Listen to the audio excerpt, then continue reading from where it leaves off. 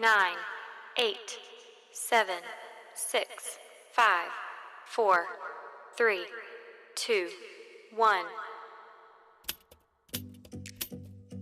Welcome back to Thursday Night Life Fly Tying, the show where passion for fly fishing meets creativity and camaraderie.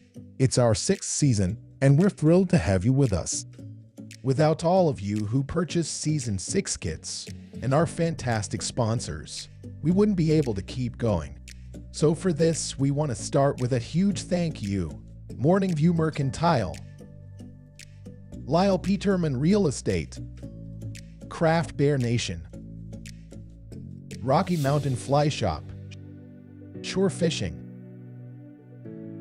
Fish Bond, Fly Fusion,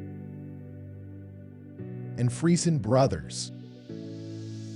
Born in a humble brewery in 2018, our journey began with a simple idea: to bring together like-minded souls for an evening of stories, laughter, and the art of fly tying. Our doors were always open, our hearts always welcoming. When the tides of time brought challenges, we evolved.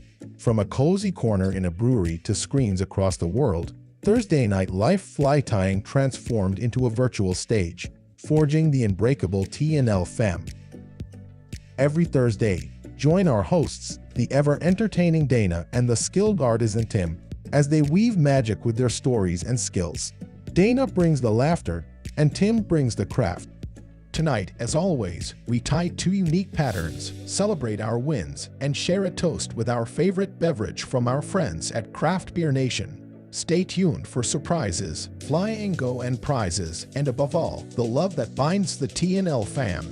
Let's dive into the world of fly tying together.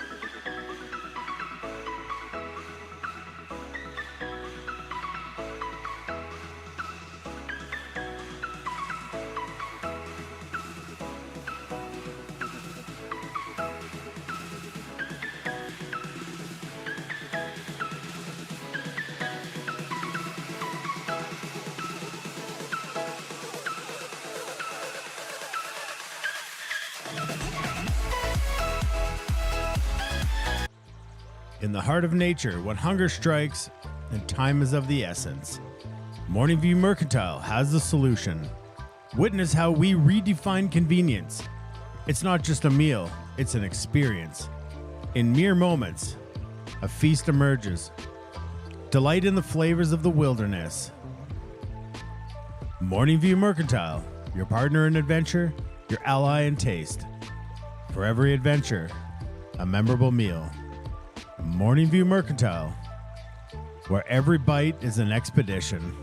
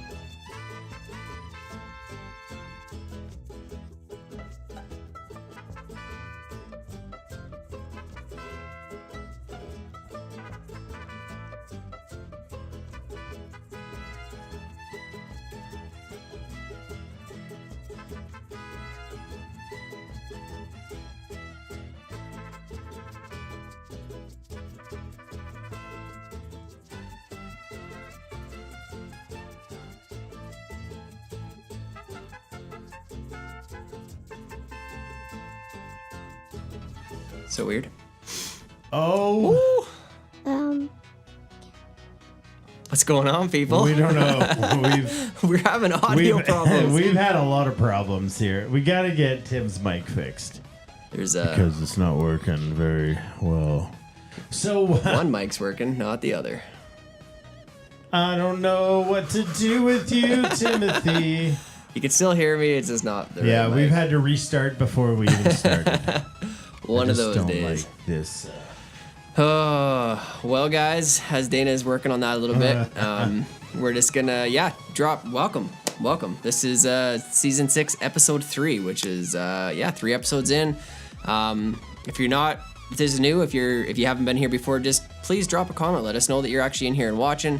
Let us know where you're from. Maybe you're having a little beverage. Let us know what you're drinking, and just say hello, because I know there's some people in here who never really say much. So Yeah, Tim. Well, why don't you tell everybody what Thursday Life's all about?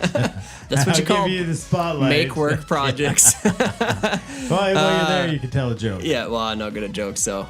Oh yeah. Oh, hey, Right. who's that guy? It's Tim. Well, we that's spent so and, much time. Anyways, doing it right. what is Thursday Night Live? Well, guys, if you're new to the show, it's actually pretty simple and awesome. We come here, we gather on Thursdays as a community. We go through a couple of flies, yes, but there's also a lot of just kind of BSing and having a good time. We're gonna talk not just about the flies, how we'd fish them.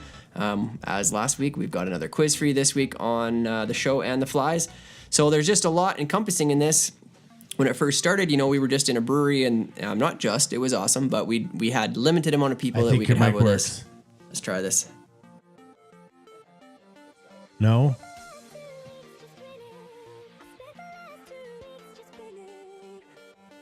Try it again. Hello. Yes. Well, that feels good to have my voice back. Yeah, it's working. Sort of. Maybe a little quiet, but otherwise.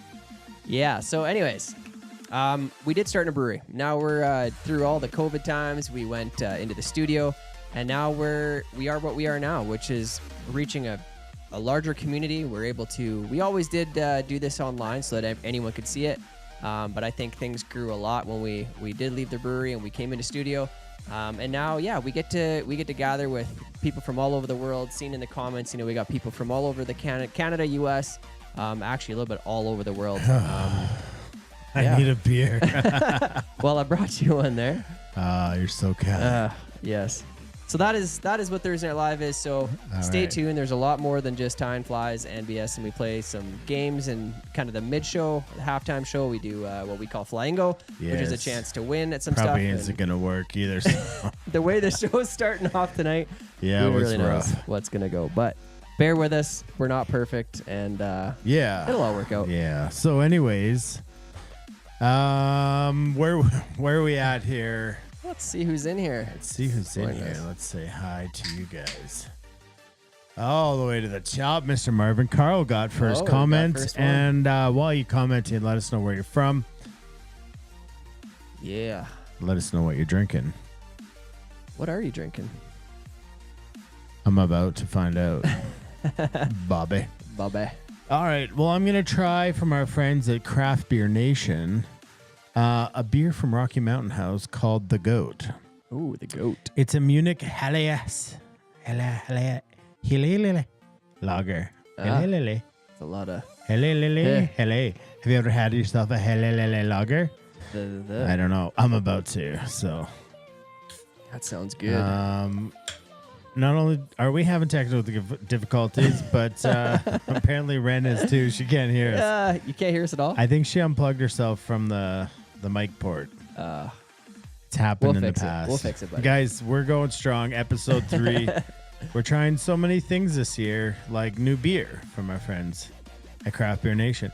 And you're not going to want to leave because tonight we have some Rocky Mountain Fly Shop discount codes, and everybody knows what that means. Now is the time to dip into your carts, RockyMountainFlyShop.net, and start filling them up, because when I throw the codes out, they go pretty quick. Yeah, they're going to go fast. Struthers just had his hip surgery, so how's that going? His fingers work. He'll be able to get that code in there before anybody. He's got a knack to that. He's got a knack to that. That is the key. Fill up the cart and be ready. All right. Dean, George, Ray, Mike, Kate, what's happening? Gary Durfee, is he back in Colorado? Colorado. Chris Nelson, Mr. Nelson. Mr. Nelson's back. It's good to have him here. He is an Ultra, a Michelob Ultra. He's watching his figure. We aren't. I'm about to partake in a peach creamsicle beer, so the figure is not. Man, that's good. It's kind of like a bit creamy, but a little on the Pilsner side. But there's a touch of something there. On the tip of your tongue. I do. Well, it was on my tongue. I do highly recommend the Goat. Yeah, it's a good one. Yeah. I would try mine, but apparently I don't know how to pour a beer. Well, you've got good head over there. So there's a lot of head on that. So both can be true. Good beer, and see how there's something there. What is it? It's not a fruit. It's not a fruit, but it's like it's creamy-ish. I like that one. Yeah, it does. It does. So do I. So, all right, Ken, what's happening? Mr. Blake Teague from the deep South Carolina. Mr. Teague's got some stuff up his sleeve for you guys this year. Remember, what does he call it? It's not a bracelet, but it was Oh, they called. 1 second. I just had this too. Because Bruce Cole won it last year. And Bangle. A bangle. That's what it was, yeah. Bangle. And that thing valued over $2,000 American, give Crazy. or take $50. But yeah, anyways, he's just going to town making more of that stuff. He's gonna send some pieces up here because, as always, he's a huge part of our giveaways. And we're gonna take some photos. We're gonna show you guys what he can build. And if you guys really want to get in on stuff like that, then you're gonna be able to contact him and order yourself up some bangles or some pendants, some jewelry, some really cool jewelry at that. I feel like being back at these comments, Shelly, Cam, we're like missing out. It's like Back to the Future. There's Mr. Bruce. What's up, Adrian's Bruce? in and out.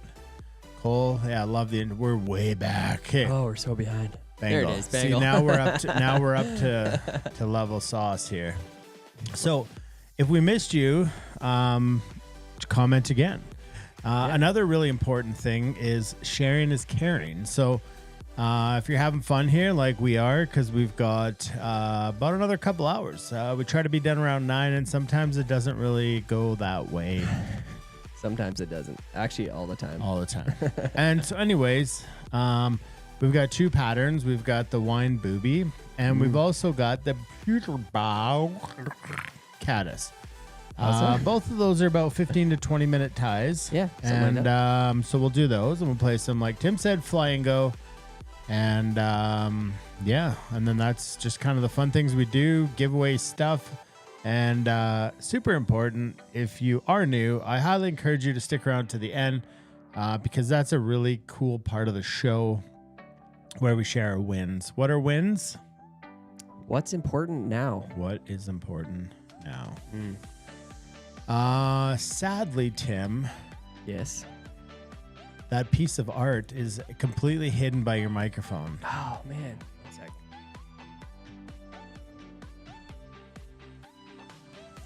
Still You might kinda have hidden. to take I'm it gonna off take the wall. Be careful, because folks, the frame doesn't come with it, but the printing does. That's going to be real bright. Look at that beauty. So we call that the brown hopper trout grass. You really rehearsed the name, didn't No, you? I didn't.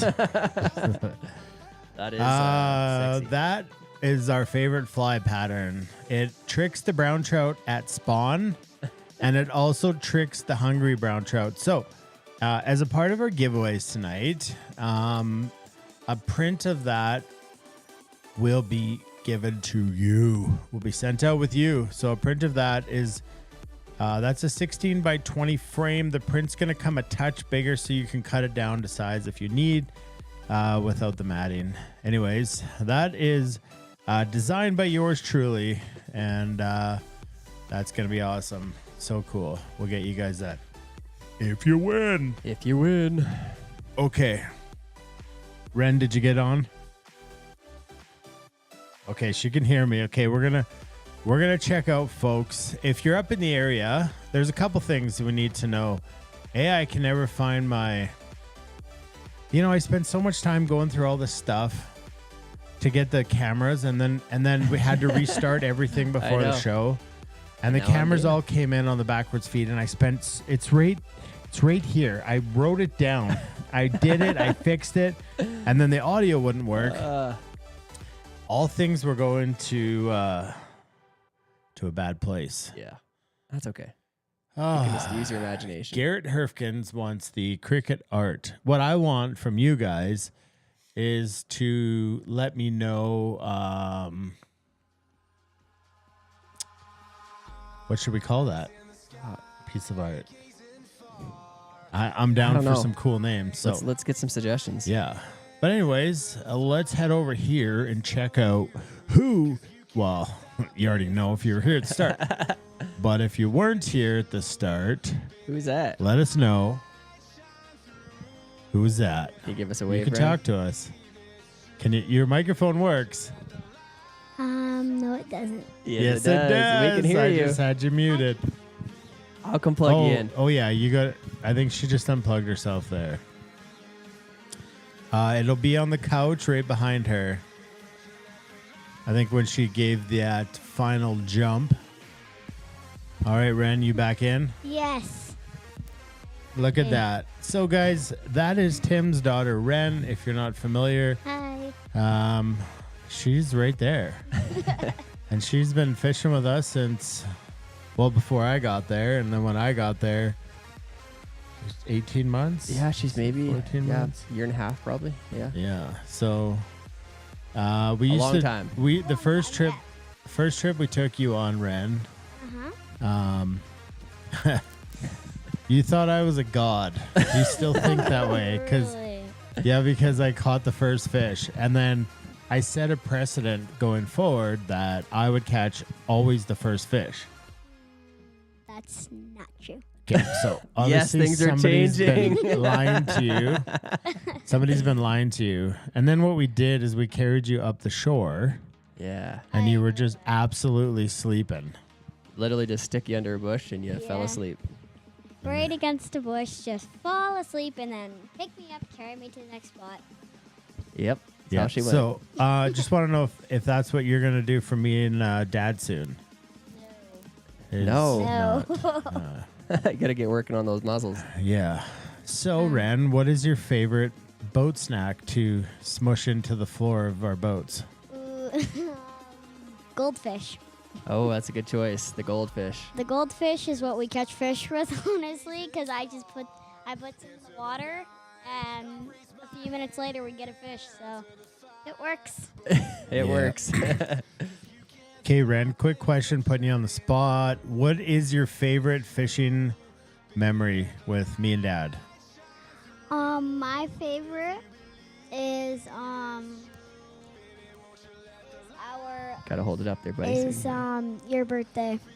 Oh, yeah. This That's year? fantastic. This Every year, isn't it? Yeah. It I don't know happens if once you've a year. missed too many of my birthdays. Not many, no. This year's pretty good because Mom came and she kicked some butt, didn't she? Yeah. She got it. She got her big brown trout. That's all she wanted. Yeah. Yep. She did Yeah. so good. She You got- did so good too. Yeah, you got some good ones that day too.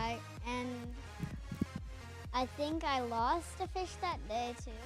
You did lose a I couple. lost Yeah, I remember right where it was too. It was, There might have been some words. I can't tell people where it was. Yeah, can't tell. Be quiet. Yeah. Yeah, you might have seen the bow more than most people will in their life, I'm sure. Yep. Yeah. Yep. So, anyways, that is the couch cam.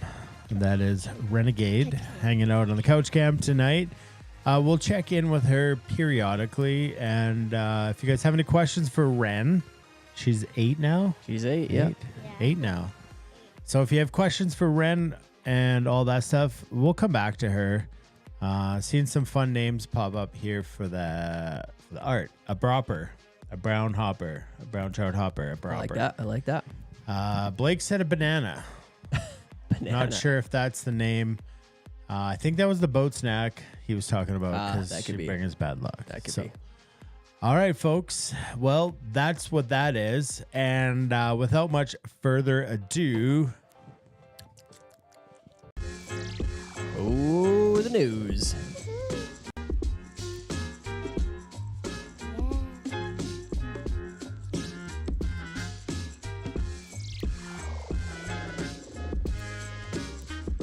Entertainment news. yeah. Ooh, the news. So What we're going to is have news? to keep checking in on the camera scenes because we're going to be switched. Ah, yes. Usually that's right. you're on top. Sure. That's what, Let's move on. that's what they said. Anyways, the goat, a Munich, what is this? Helles. Mr. Rutherford talked to me about what a Helles lager is. It's good. It is good. It's good. What was good, what probably screwed up the whole show was our Nadiana tequila. Yeah, that did it too. I guess it's a new show tradition where whoever new. pours Twice way now, more twice in- in their partner's glass. Well, that's a fact. So what takes place here on the news channel is, I don't even know. am so excited to show you guys this. Like, I've been waiting to show Tim He hasn't this. showed me either. No. I haven't. But what we got to talk about first is we do tie flies, and that is why it is the fly tying show. So, the goofiness will subside, and you got to remember, if this is too goofy and all the things tying, both of these patterns will be up on YouTube tomorrow in a quick tie. Tim walks through it in a 16-minute tie and shows you how to do it. Walk or struggle? Well, he struggles through one of them. I'm not perfect. But there's a cool thing about the quick tie, the booby. Because if you go watch the booby tomorrow, there's a chance that you can win one of our brand new sun shirts. He explains it all in the quick tie, so I highly encourage you to check it out. Right? Yes, you should. It's worth it. It's worth it.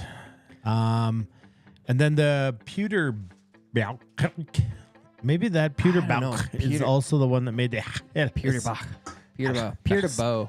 It's just a name. It's a funky name. I think it's Puterbaugh. That's what I heard.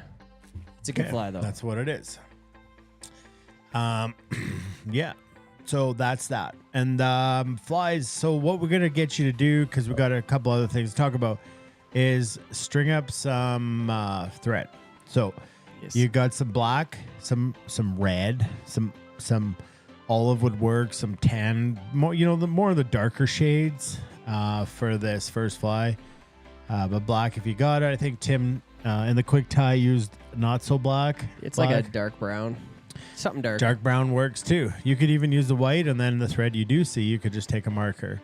Yeah. That's why white thread's pretty cool. And then on the Puterbaugh, you want to go in the naturals, right? Mm-hmm. Because you are trying to imitate more of the exact pattern.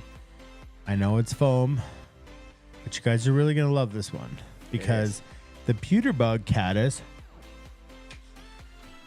is effective because of the silhouette that it produces. And it floats. And why would you want to know that? Maybe for your quiz. And maybe for your quiz. I'm just trying to look at some of the questions I put on the quiz here.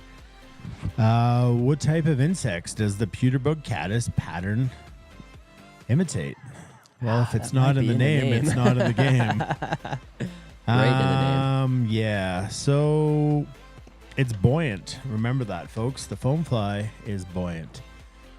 And that's really fun. So those are what we're going to tie. If you're just hanging out, having a whiskey, having a drink, having a tequila, getting your fly tying table ready, we've given you these dishes in your kit. So it's super handy if you guys empty your materials into those dishes and get ready. Get ready to go. Where are we at? Okay, so tonight's flies, you guys got it. You understand what we're doing first, the Wine Booby first. Also remember that you guys want to get in on the halftime show, which is the Fly and Go. Yeah, don't want to miss out on that, but you are going to need a card to play the game. So if you don't have one, get one. You got the website right there. Go over and grab yourself one. I believe it's the same one as last week.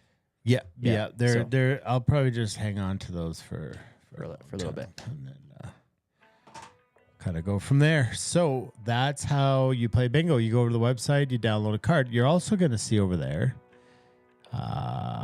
something else called the quiz. The quiz. The quiz looks something like... So the quiz, guys, what's important here is this requires consistency every week. So if you can get through the quiz every week, you're going to get a small snapshot of a photo. Yeah. It may be reminiscent of the two handsome fellows up here. But at the end, when you can piece that entire puzzle together, you got to color it. You want to see your coloring skills, and then you're going to submit it, and you're going to have the opportunity to win some pretty cool prizes. So it's important to get through them every week. Don't miss a week, because you need every single snapshot to put together. And there you are. There's a question right there. But there's a slight change. I said, who is on the couch cam? And I didn't think anybody was. So the answer to that is no one. Okay, guys, just so you know, the answer to that is no one. So you kind of had to be here, but no one is the answer. It's okay, Ren. Kinda You're how that someone. works. Ren, you're more than someone. Just for the quiz. But for the quiz, yeah. So, okay, next. You're going to go over to our website, same place as you're going to get your bingo card, and you're going to do this quiz. Like Tim said, it's a consistency thing. You're going to want to go do it every week, and there's some questions about the show. And you're going to get a certificate, and you're going to boom, take that out. Each week, you're going to cut it, form fit it, and after 12 of those, you're going to have a grand adios photo that you're going to color and you're going to submit. And then we're going to say, you're going to win something. Actually, the winner is definitely going to get a season 7 kit next year. It's so weird to say out loud. I know. It's 7 weird. years. All right. That's worth it. Also, what you can do is you can like this live stream or give it a heart or share it. I think you should share it. I think more people, you guys need to recruit more people. More people who hang out and watch, more prizes.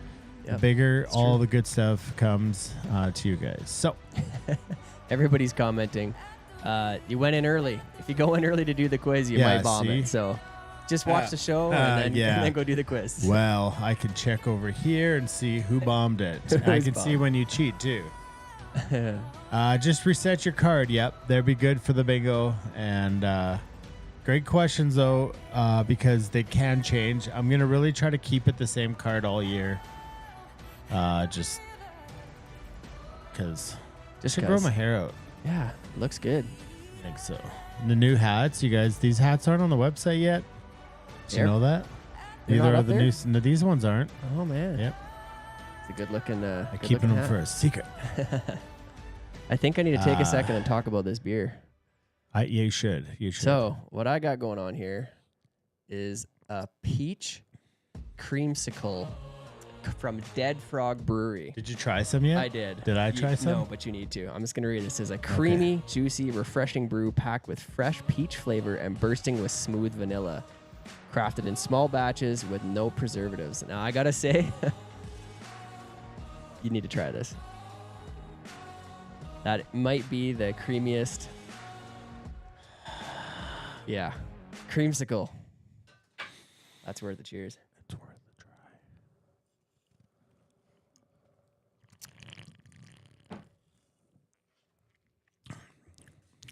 Damn, that's not even beer.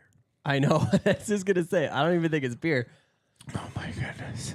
That's right up there with the chocolate dark one. Craft Beer Nation. Oh yeah. Dead Frog Peach Creamsicle. Another winner, Dave. Yes. That's a win. Try it again. So like Dana said, all the beer we have this year is coming from Craft Beer Nation out of Red Deer on Gasoline Alley. So hit them up. If you're from the show, when you go in there, just let them know. Yeah. Say, we're from the show, Dave. Give me a peach creamsicle on the house. Dave and he's awesome. He's gonna help you find what you want. So. And they're also located in Red Deer on Gasoline Alley. Yes, sir. Just close to the Costco. Okay, Tim. Okay. I'm so excited.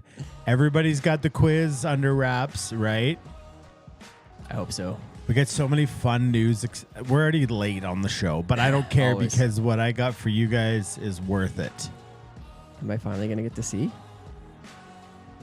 Well, folks, Well, I wish I could find some more like epic music. Let me look for epic music. the epic music train. Instrument, claps, maybe claps. The claps. Okay. Oh, that's the song that's playing. That's not good.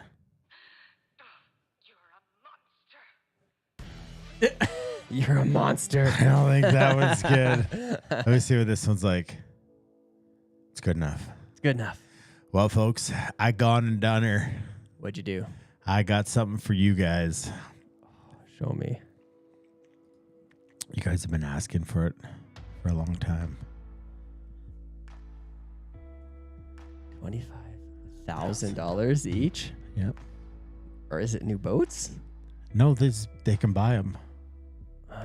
Okay. Limited time only. Let's see it. The first one, folks.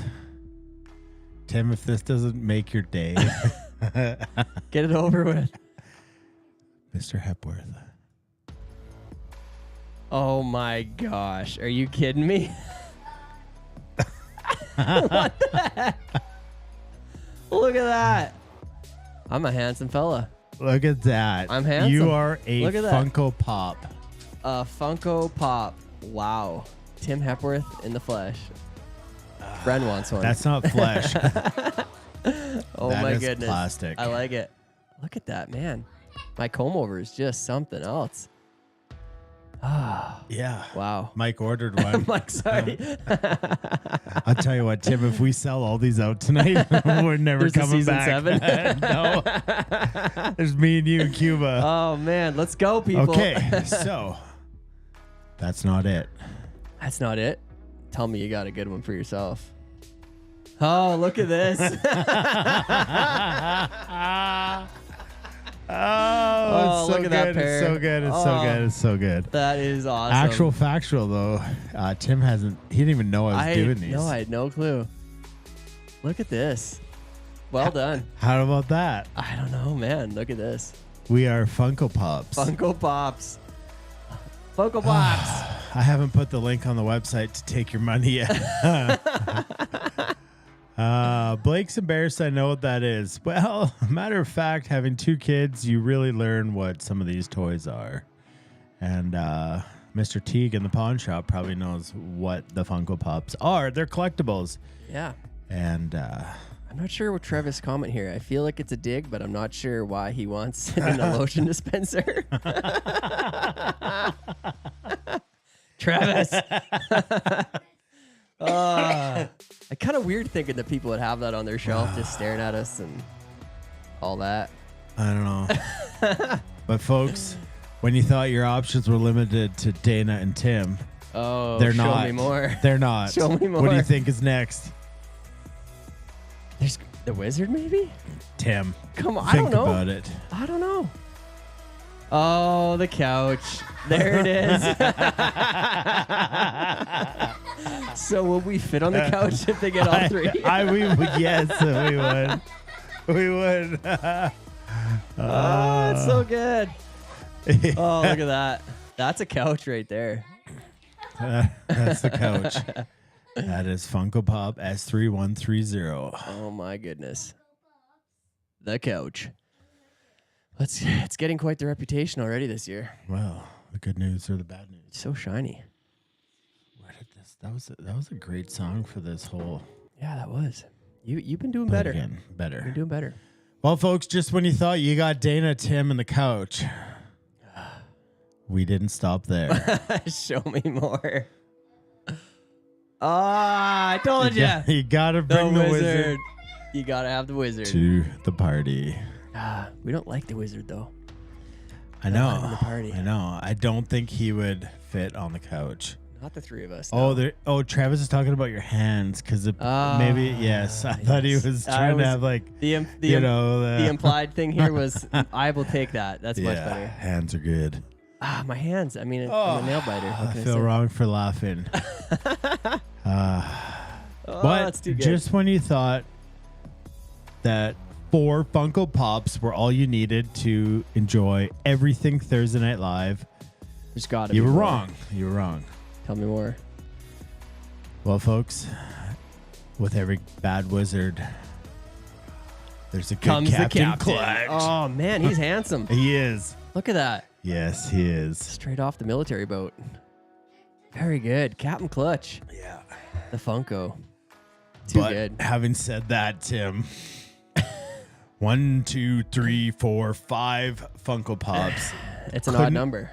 couldn't quite sum up all of the people involved in TNL. Okay. Show So me who more. Could be the 6th, Do we the have- number 6 Funko Pop. Is it the mayor? Should have been. Could Should have have been. been. Didn't think of think of that one. that. That was a good one. But All right. I was thinking about friends out there that maybe wouldn't want the mayor on there. Oh, okay. But I found something better than all of us. Better than me, better than you, better than the couch, better than the wizard, better than the captain. Let's see it. I don't know. I'm just waiting to see if anybody can guess here what's actually going down. Captain Clutch looks like Aaron. He kind of does. Yeah, kind of does. Flaming gourd. Flaming gourd. Oh, That would've been a good one. Gourd could have made it in. Gourd could have made it. But no, folks. It's what they all came for. All of them. You can't guess I it? can't guess it. Tim. What is it, Ren? Is it a fly? Oh, that's a good guess. That's a good That's guess. a great guess. But come to think of it. Is it Rosina? Oh, Tim. She's Come on. been with us since She's the been with beginning. us since day one. Oh, there she is. Oh, man. She can dance. What a girl. What a see, gal. Ray knew it. It's Rosina. Oh, Yes. I could have been baking. I gotta make more. Oh, that's I had to great. make more Funko Pops, but I thought 6. I gotta make Ran. I gotta make got all so the many. guests. Gotta get the band back together. I gotta. Oh yeah, so many things. So many things. But with my limited funding, and I have not seen one sale go through. Mike talked about it, but he didn't actually commit to that dollar value. So 25,000. if, That's steep. so fun, isn't it? Forever. Rosina. If they never come to life, they will always be there in the photos. Yes, that is true. And folks, that is Funko Pop Season 6. Oh, I loved it. I loved all of it. And, Oh, that's so good. yeah. So anyways, we're going to test some flies here. But first, we got more things for you guys. All right, Rocky Mountain Fly Shop. Next Thursday, folks. You've been asking for it, and now it's here. We've got open house fly time back at Rocky Mountain Fly Shop next Thursday. Colin's been a machine, working 26 hours a night, shoveling snow out in the -50, and I think he's probably sleeping right now. But Probably. he said, getting excited to get the fam back together, and next Thursday, open house, Rocky Mountain Fly Shop. Credit card was over my limit. Well, call the bank. Call the bank and tell them about what you're doing and why it's important. Get those loans approved. Yeah, we do take IOUs. We and there it is. Okay, so remember, if you want Morning View Mercantile, because the giveaways, that whole table, you might as well show them. Lots of stuff from Morning View Mercantile. We've got the peach rings this week. We've got all the stuff that we've had for you guys from the past 3 weeks. Yeah, From Rocky so Mountain Fly Shop. We got $25 to Craft Beer Nation. We got the new freeze-dried peach rings. Those are so good. And then we got Korean beef. Oh, the Korean beef. Oh, what's Korean beef? You're going to want to know this for the questions. The quiz. Hint. Hints, hey. And then we got a whole swag of stuff because we still got all the stuff from that's been stacking up from Rocky Show Mountain Fly Shop. the loon thing there. That's pretty cool. Yeah, so we got the bench boss, so an awesome organizer for your bench. We've got some foam. Oh, Rocky Mountain Fly Shop's doing their own foam now, which is super cool because it's actually truly 2 mils. 2 mil foam. Yep. We also got a bobbin in there from Rocky Mountain Fly Shop, a gift card for Craft Beer Nation. Yeah, there's a lot of stuff going out still. So that's in the Flamingo. And but if you want Morning View Mercantile, guys, because they've been so great with us, you go to RockyMountainFlyShop.net and you can buy all of the Morning View Mercantile stuff there. And then we got some discount codes. Remember, I told you guys. Yep. Tonight, you're gonna go in there, and I'm gonna give them out. Not right now because everyone's just gonna guess them all. No, but there is 3 20% discounts, 2 25, and 1 30%. So if you always wanted an Orvice, or you wanted an H3, or you wanted some Grundon waders, I would load up the cart. I guess tonight is the night. Tonight is the night, and then crank out a bunch of Morning View Mercantile, stuff like that. All right, making my mind, like the song says, and the next thing and the last thing, 2 more things here, but yeah, this song is great. I'm gonna just go to the next one. Just can't handle some of those lyrics. I have 4, guys. I have 4 International Fly Fishing Film Festival. You don't want to miss this one. March 23rd, 2024 at noon. Tickets are on IF4's website, flyfilmfest.com. They're also, they're all everywhere. You can buy them at the door, whatever. But what's really cool about the IF4 and Olds, which isn't anywhere else, is that it's an actual festival. Like, we get going early, probably going Rocky Mountain Fly Shop, flipping pancakes, hanging out there. And then we make our way over to the cinema, which is like a block away. And we hang out, we watch some cool films. And then we head over to Trax Pub after, which is like 2 blocks away. They're all with like super close proximity. And if you are coming, I would reach out and get your hotels booked to stay over, because we usually shut Trax Pub down. Yes. And the hotels seem to be booked up that weekend all the time. So yeah, I got to talk to them about that and see what's up. But the other cool thing is this. Ooh, The Last Best Place. What is that, Tim? Well, that's a film that was shot last fall by Dana and myself through Rocky Mountain Fly Shop, as well as Tourism Alberta, kind of showcasing the Red Deer River watershed. And so we got permission to exclusively premiere this at IF4 this year, so that'll be one of our films that you get to witness as well, which we're super pumped about. And not just a great piece for the Red Deer, but there's so much good stuff in it. You're definitely going to want to be around to see that one. And I don't know where else you're going to be able to see it, so you might want to be there. Nowhere else. It's premiere showing. We've been sitting on this forever. Yeah. So if you do come down, that is a bonus of coming down to that, because it's the kind of thing we do. We show a little extra, we do a little extra, and that's called The Last Best Place. Guardians of the Red Deer River watershed. And so as the film takes place, Colin and Cody and some guests, which Brent, Bruce, Steve, Jen, they'll discuss kind of exploring that area and kind of how we got to look at making. That was an interesting pause. Weird. We'll call that a pregnant pause with twins. Last Best Place, folks, is where you'll see it is at the IF4 in Olds at March 23rd at noon. So make sure you get your tickets, because this is included when you get your tickets at IF4 in Olds. Only in Olds.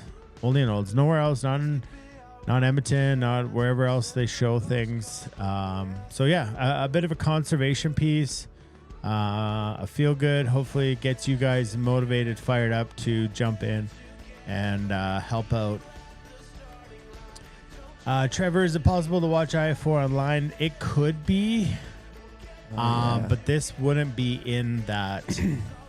This film wouldn't, but the rest, yeah. So that's it. I got one more thing for you guys with the whole IF4 March 23rd. Get your tickets. Come to Olds. Hang out with us. If you're not from here, you might as well just fly up and hang out for the weekend. Make sure you come on the Thursday so you can sit on the couch and hang out with us. And then I don't know what you're going to do all day Friday, but you'll be pretty excited come Saturday. Oh, yeah. All right, last thing I want to throw out in the news section before we get over and start tying the Wine Booby is Fly Fishing Saves Lives podcast, because I don't talk about it enough, and I really wanted to talk about it with you guys, because if you want to be on the podcast, I would love to talk to you and tell your story. So what is Fly Fishing Saves Lives? It's a podcast that's just talking to people who have a story. Some stories are what you would consider, magnificento. And some stories are just extremely relatable. And that's the cool thing about this podcast is it's not exclusive to celebrities and people who, we're going to get this guy on our podcast because he's been on every podcast. No, I just want a place to share you guys your stories. Probably haven't done a podcast in almost 2 years. Did you know that? Yeah, it's been a long time. Yeah. It's very intimate, and it's very difficult for people to always open up. A lot of people say they want to do it, and then they actually decommit. close to the day of recording. So they're now all on our YouTube channel. So you can go on our YouTube channel. You can listen. You're just watching a photo, but you can listen to them all. And so if at any part you just want to share your story about how fly fishing has saved your life, I don't like save's a subjective word, but it's just your story and how fly fishing's a big part of it. Maybe it got you out of a drug addiction. Maybe it got you out of a bad divorce. Maybe it got you out of some sort of bad business, financial disarray, depression. We all know the good things that fly fishing does for us, and maybe it's helped you along the way. So if that's the case, please reach out to me. It's super easy. It costs you nothing. We just chat for a couple hours and record it, and then we go from there. So you could check them out on our YouTube channel and see all the past ones that we've done. Very candid conversation. It's not scripted. And that's just kind of how it flows. And a lot of healing comes out of sharing stories. So you don't understand the effect you have when you share your story, no matter how big, no matter how small you think it is, that ripple effect that sharing our stories does. And that's just kind of what the wins are at the end of the show, is like we just all share in a vulnerable, safe space. And the ripple effect is what it is. A powerful thing. Very powerful. Yeah, a lot of guys. Chaz has been on it. Cam's been on it. A couple other people who don't tune in much anymore. Mark Holcomb. Steve Lyle. Yeah. So, anyways, that's where I'll leave you with the news. And we're going to tie some flies. So, if all of our cameras haven't gone to disarray. Maybe. Long. But what we wanted to check out first. The baking and smoking cam. What's in that bag? Super weird. Freson Brothers. What's over there? Oh, I don't know, Tim. You're going to have to stick around and find out. All right. Sounds good. Looks like What a bag of is something. in that brown paper bag from Freson Brothers? What do you think it is? I know what it is. Wow. But They don't. what you think it is up to you. Where do you want to contact? Send me a message anywhere. Facebook, Instagram, however you feel able to contact me. Yes. Is that fair? That's fair. Quick question. One thing I really loved in the season 5 box, the recipe for each pattern, but more importantly, the hook and thread used. Is there anywhere on the website where we could see which thread and hook we are using for season 6 patterns that made it nice to go start by right color? So great question. So let's answer this one. Let's go over here. Okay. So if you go over to our website, I know that's the quiz still, and you just go over to Thursday Night Live and you go to season 6. So the books that we put in season 5, we had sponsors that helped us. Those were extremely expensive to print, and that just didn't happen for season 6. So yeah, right here you can go over here, thread. So right there. So if you want, you can just go through here, pick all your thread that you want for the flies. If you don't have what you need. Next year, we're going to try to get our threads sponsor. Yeah, try. So we can get some thread in those boxes for you guys. But yeah, all of the ingredients are here. And most of them talk about thread that you need. Probably like these smaller ones.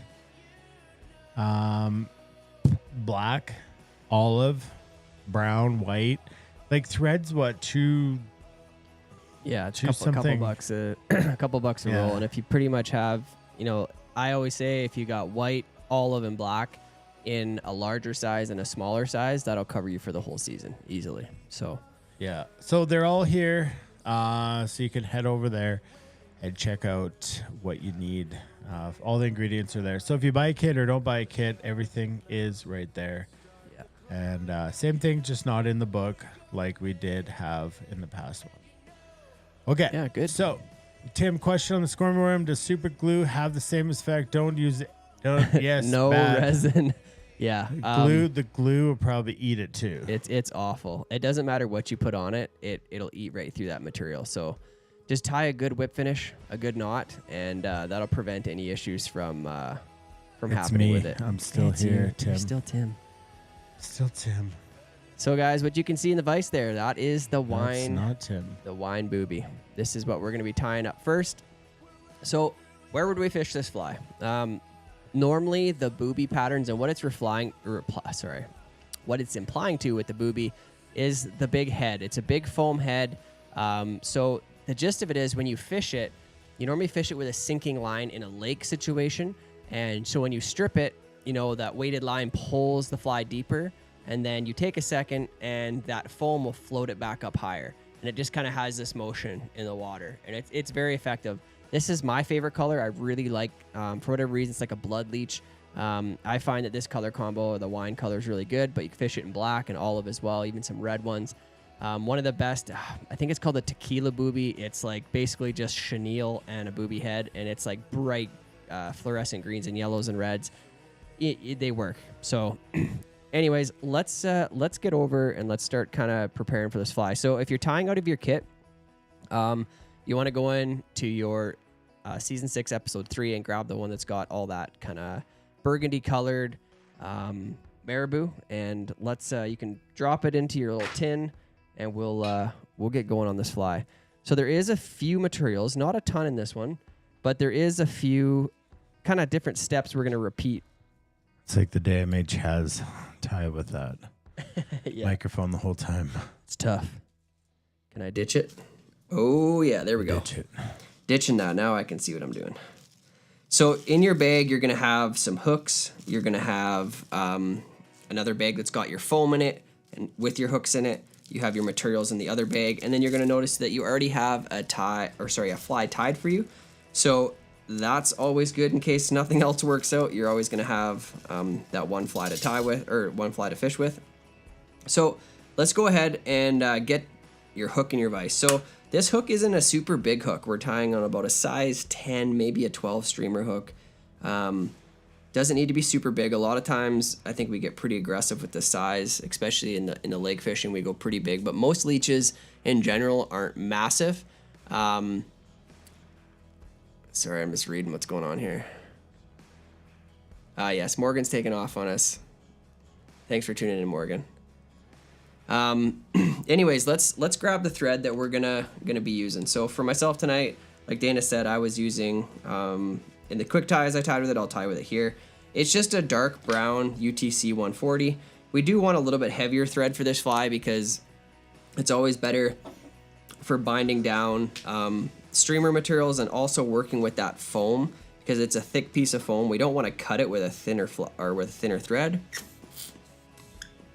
I gotta get this get this sucked through my bobbin.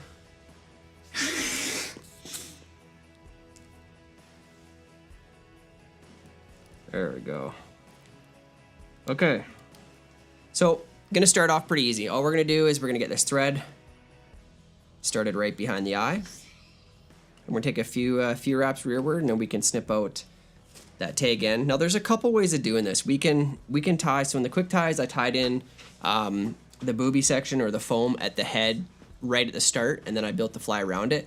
I'm just gonna show you this way. The only difference is I'm gonna tie it in at the very end. Both are appropriate. Maybe one of them's a little easier when it comes to the foam kind of gets in the way at the end. So maybe this is easier, but there's no one's not right, one's not wrong. It's just the way it is. So let's take that back, our thread back, basically right to the hook bend. I'm just gonna cord up my thread by spinning that up a little bit.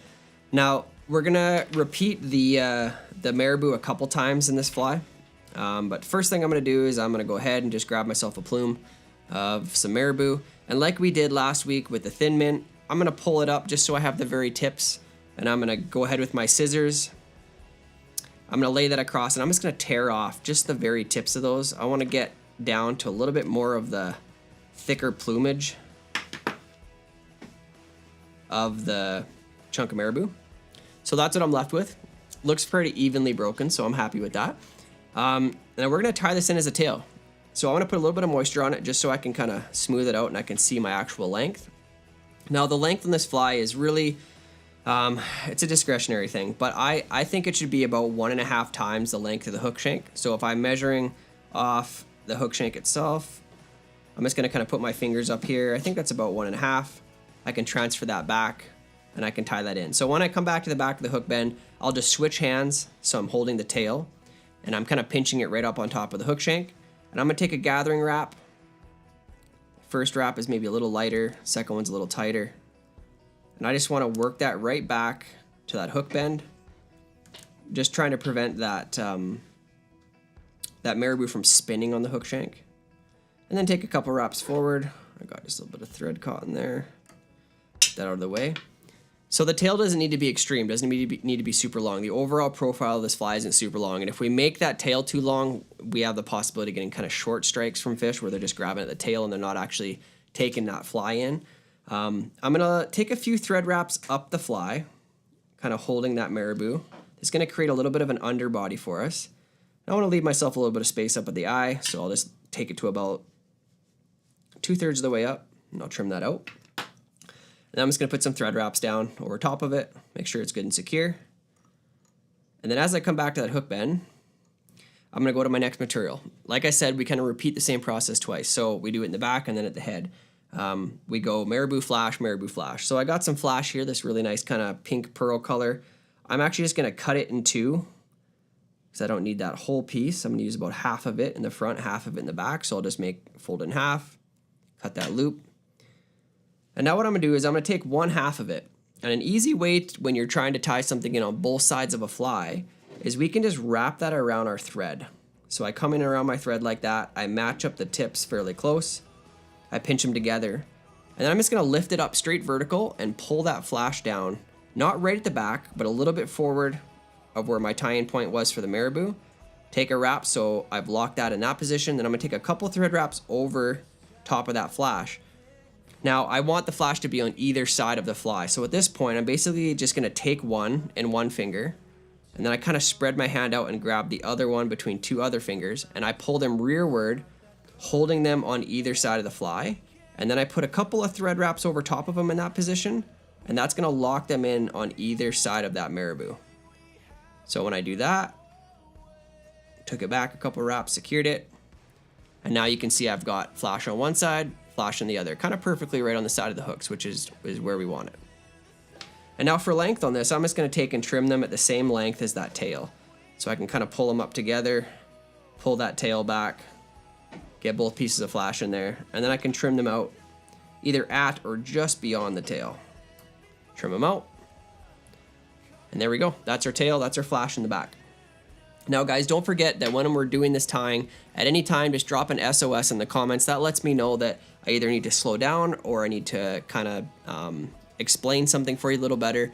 You'll see that flash on the screen and that just kind of gives me a cue that we need to take a second. We're not trying to rush through these flies at all, so if you have questions about it, don't hesitate to drop them in the comments and we'll take the time to answer them. And even if you just need me to slow down a bit, that's fine. Just drop an SOS, just say hang tight for a second, and then we'll get back to it, okay? Okay, so at this point, this fly, like I said, actually pretty simple. I'm just gonna kind of make sure all that marabou's locked down because I'm about to wrap forward my body portion of the fly. So I'm gonna take this all the way back to my tying point. Now in your kit, you're gonna see this stuff. Okay, so this is like we used to call it mole yarn. It's basically, we used to make leeches out of it all the time. We just put marabou and then make this is the body, which is pretty much what we're doing.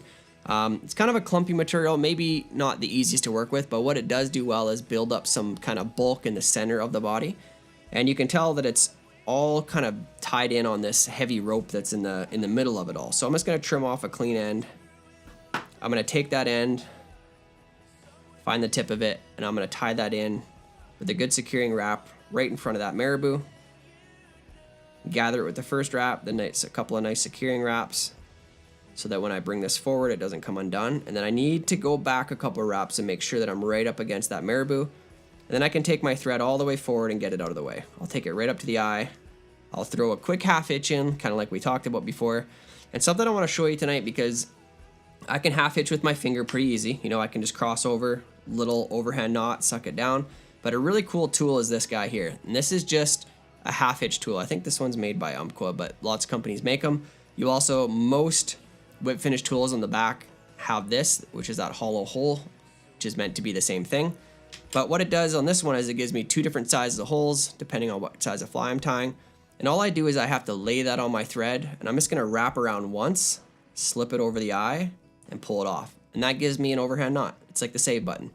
So once over, through the eye, just a save button. That's all we use it for. So now that I've done that, I can just go ahead, because that's secured. I can let off the tension. It's not gonna go anywhere. Now I'm just gonna set that in my bobbin cradle, or you could just leave it dangling, whichever you prefer. I've got the cradle. It's kind of nice to use. Now, what I'm going to do with this stuff here is I'm just going to palmer it forward. So sometimes if it's super long, it can be kind of annoying to work with. So if you want to trim it a little shorter. What's that? Where's your booby?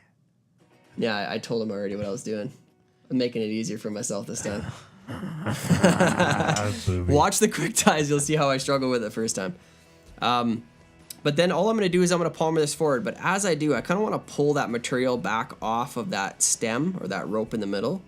So I want to be fairly close to touching wraps, maybe a little bit more open than that, especially till I get past that hook point. And I'm just going to wrap this forward. Doesn't have to be completely touching wraps. You can spread them out a little bit more than that. You'll get more out of the material. And as I go, I'm just pulling with my fingers. I'm pulling all that material back. And this is what's going to constitute the majority of the body of this fly. And I'm going to take this up, not all the way to the eye, but pretty close. Being that the last thing we'll tie in is that booby, eyes. Once I get to about there, I'll bring my thread back. And remember, when we're securing a material, we need to go behind the material, and then we need to go in front of the material, and behind again, and in front.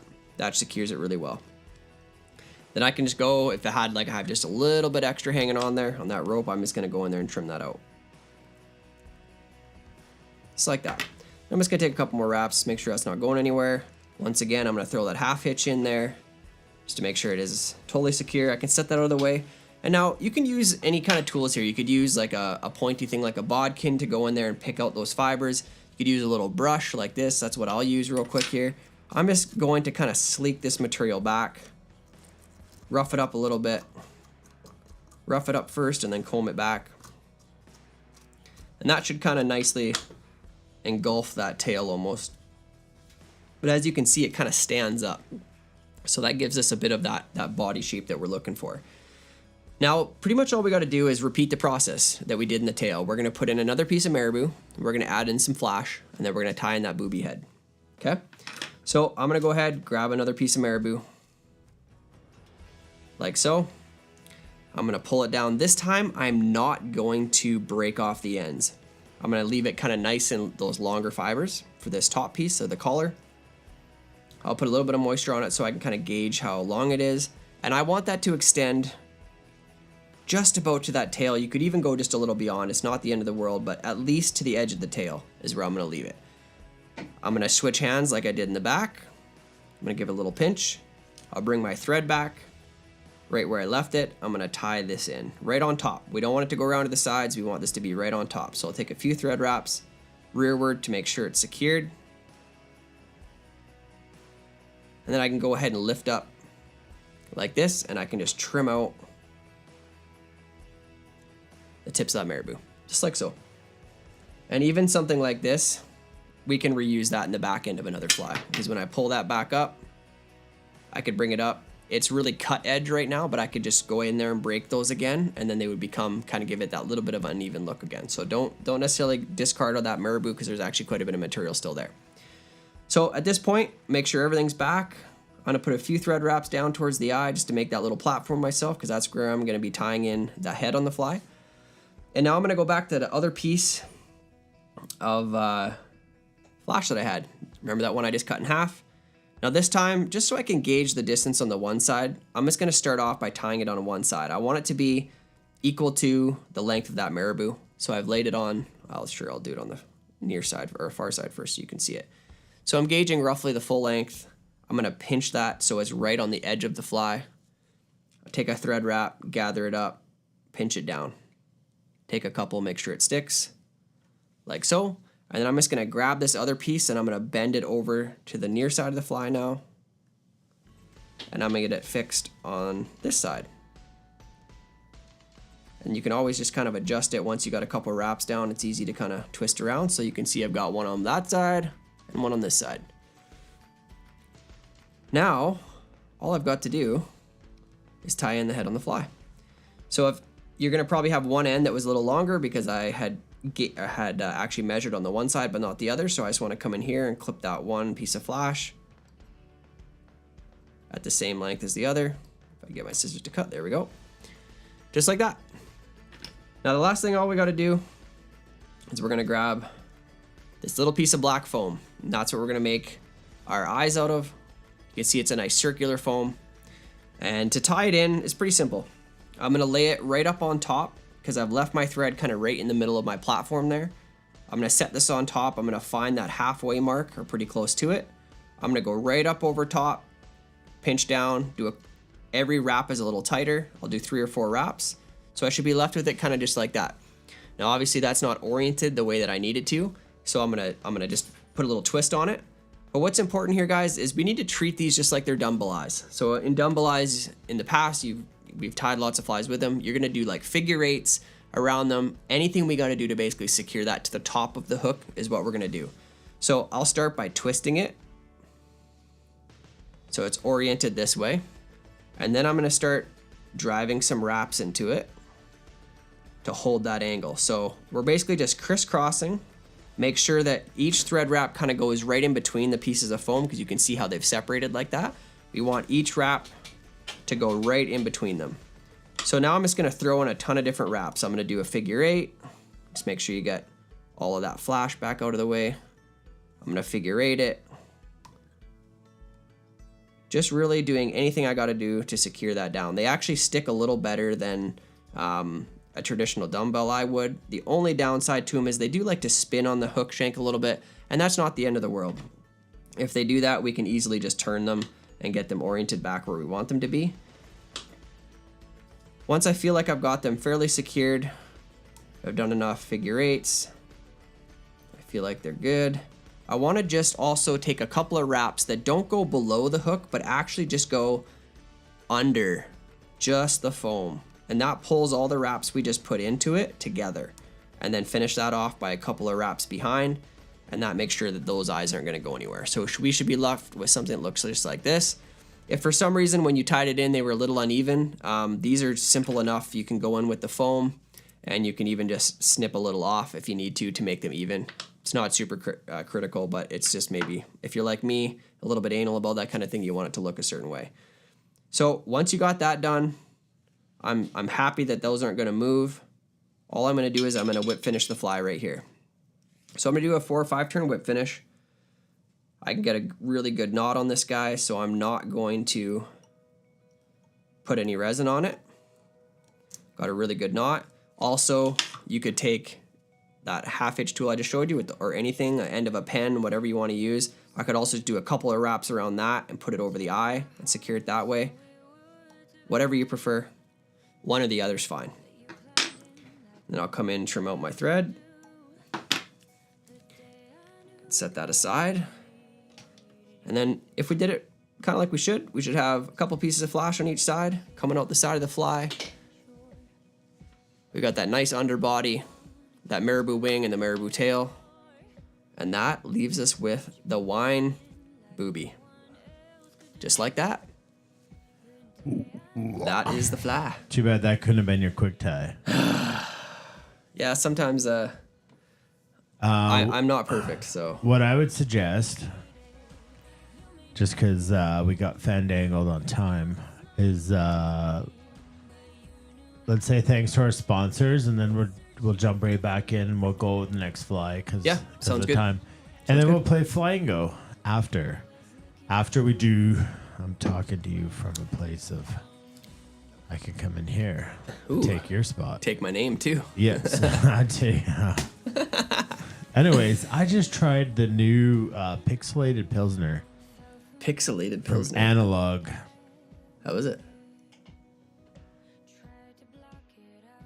Good. Pretty good. There I am. So much better on my ears. I would give it about a 4 out of 10. Oh. Yeah. Not a huge score. Well, just to be truthful, try it. Let me see.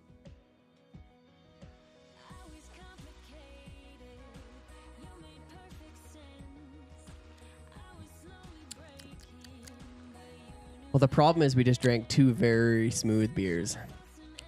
But it's not hoppy. It just has a bit of a... I don't know. I don't know. But what I do know. So, yeah, let's get some UTC 70. 70 denier? Yep. Tan natural. Get some natural colors in there. We're going to say thanks to our sponsors, and then we're going to come back. We're going to tie the next... I know we're screwing things up. We're waiting for the fly and go, but we'll get this one down about a 15, 16-minute tie, and then we'll jump right into the fly and go.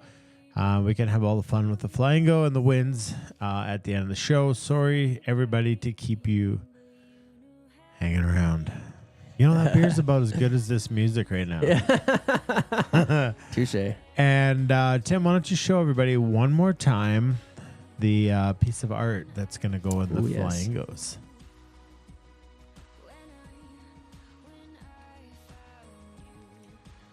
A bropper.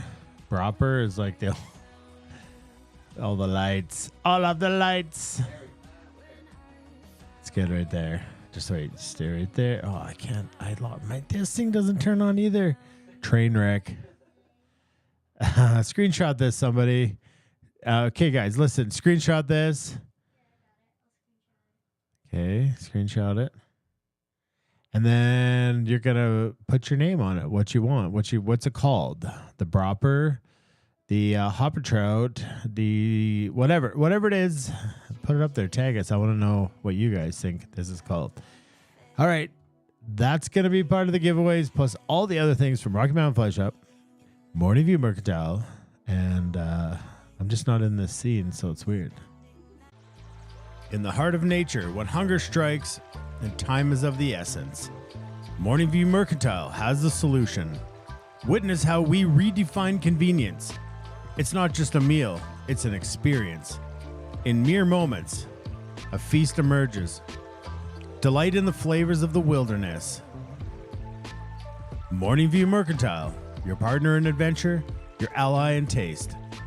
For every adventure, a memorable meal. Morning View Mercantile, where every bite is an expedition.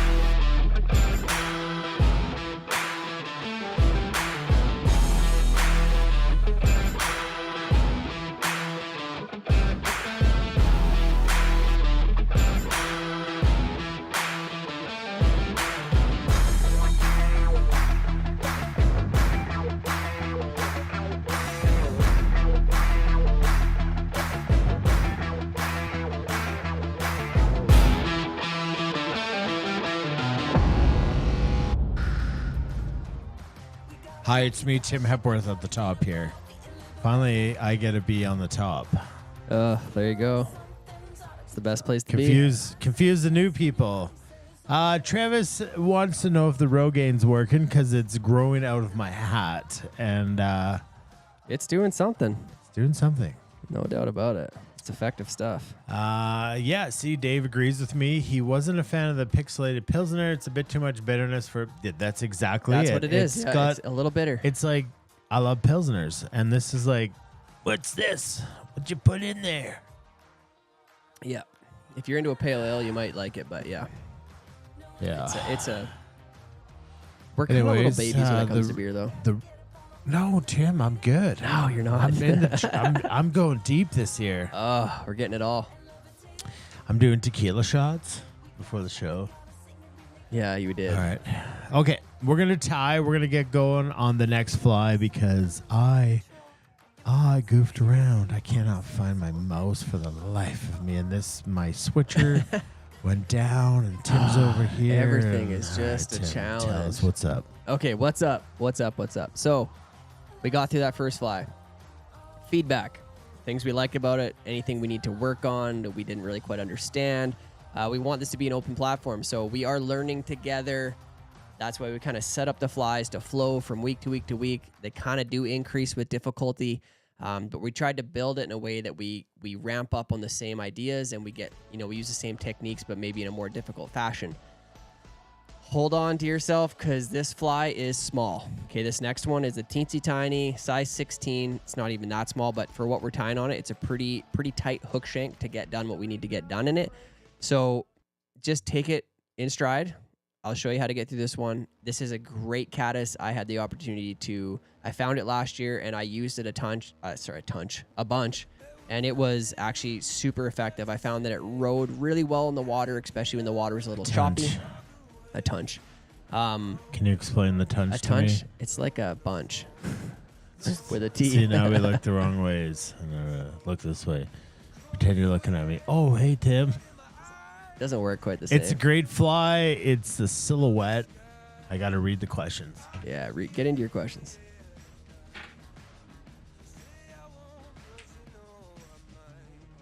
I tell you what, Dave, what I'm not going to rip into is this creamsicle. All right. What is the main purpose of using a fly pattern like the Puterbaugh Caddis? To mimic surface insects and attract fish. That sounds pretty good. Right. The wings of the Puterbaugh Caddis fly are often made from what material? Gonna have to wait and see. I don't know, but if it was deer hair, I would say great answer. What is the best time to use a Puterbaugh Caddis fly pattern? When it fish works. are eating. When it works. I don't know. What is the best time to use a Puterbaugh Caddis? When it's working. I didn't put that in there because it's dumb. Dumb question. What fishing technique is most commonly used with the Puterbaugh Caddis? Trolling, dry fly fishing, nymphing, or streamer fishing? Well, guys, it is a dry fly. It is a dry fly, but before we go too much further, Tim, let's get that fly tied. Let's do it. But I believe the baking cam has turned off. Of course it has. What else? Tell me more. I have nothing All right. else. There it is, folks. The Puterbaugh Caddis. It is teensy. Like if you can put that on my hand, if that's my thumbnail. Oh, look at Or that. my fingernail. It's a big thumb. That's huge. That's a big thumb. You know, they It's not a thumb, say that's a you finger. can tell a lot about a man by the size of his fingernail. Is he? Yeah, really? Okay, let's go. Okay, let's go. And over mics. There we are. Okay, guys, this is our caddis. So if we take a quick gander at it before we get going, you see we've got a little bit of dubbing, we've got some foam, we've got a hackle, and some deer hair. That's going to be the extent of what we're tying in tonight. So go ahead, get your kit open, get your material separated. Let's get the next hook in the vise. Okay, we'll get this one in here. Is that straight-ish? Just like that. Okay.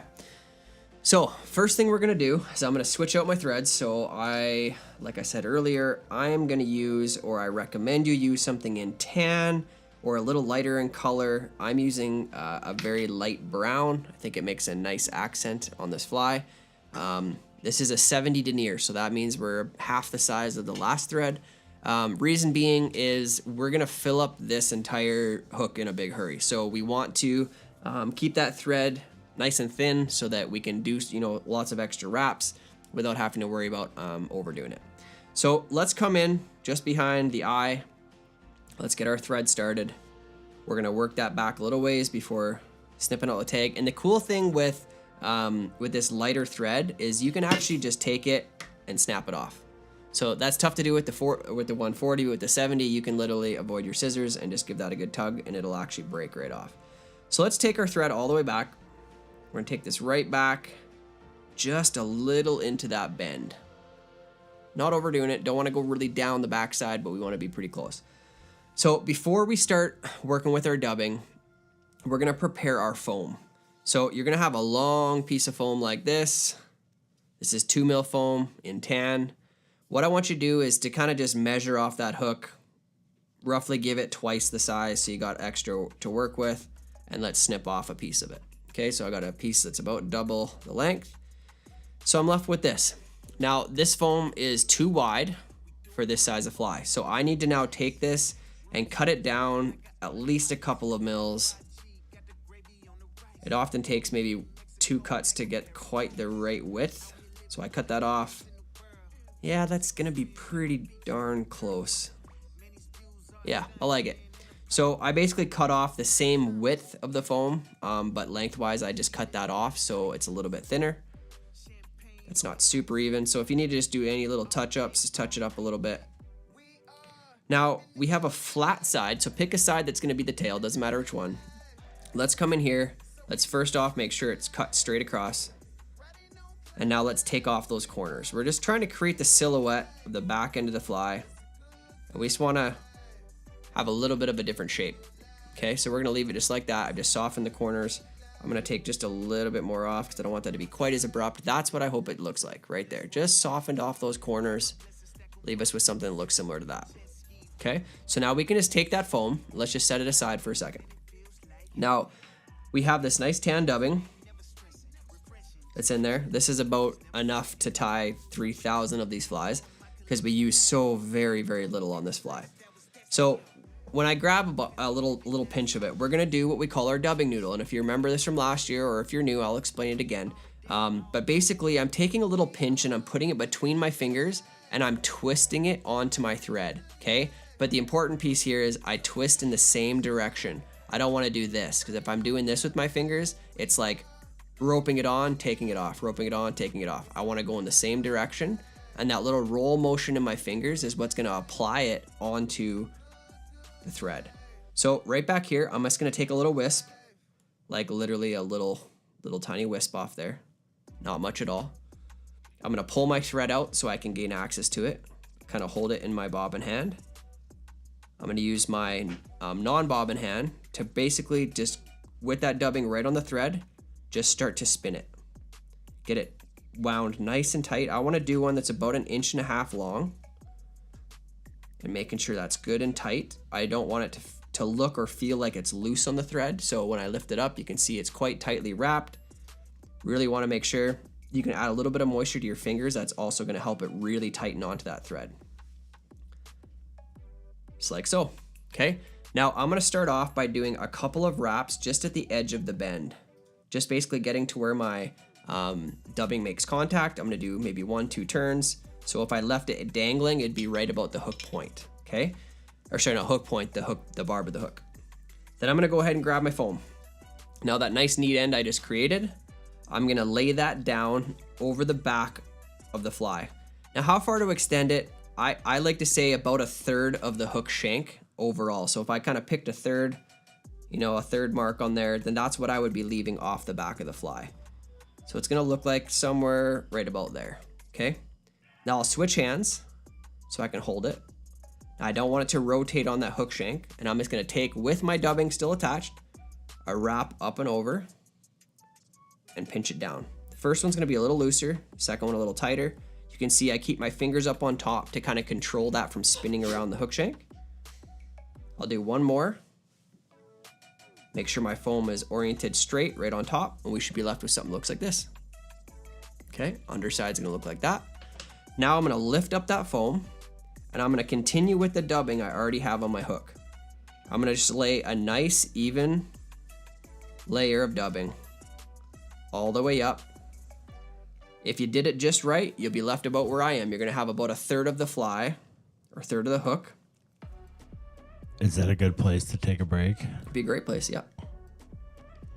Because I think Look the at baking that. cam is What are back. those? I don't know, folks. They look like something that our friends at Morning View Mercantile got a hold of. Yes, they did. And if you've ever been to Freson Brothers, they have a candy there called Peach Penguins. The Peach Penguin. And we got a hold of the Peach Penguins, and I haven't found them anywhere else.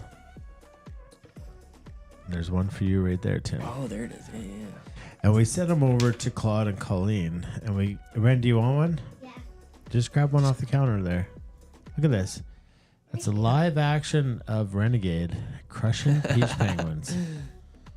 And now what we're going to do is we're just going to go over here.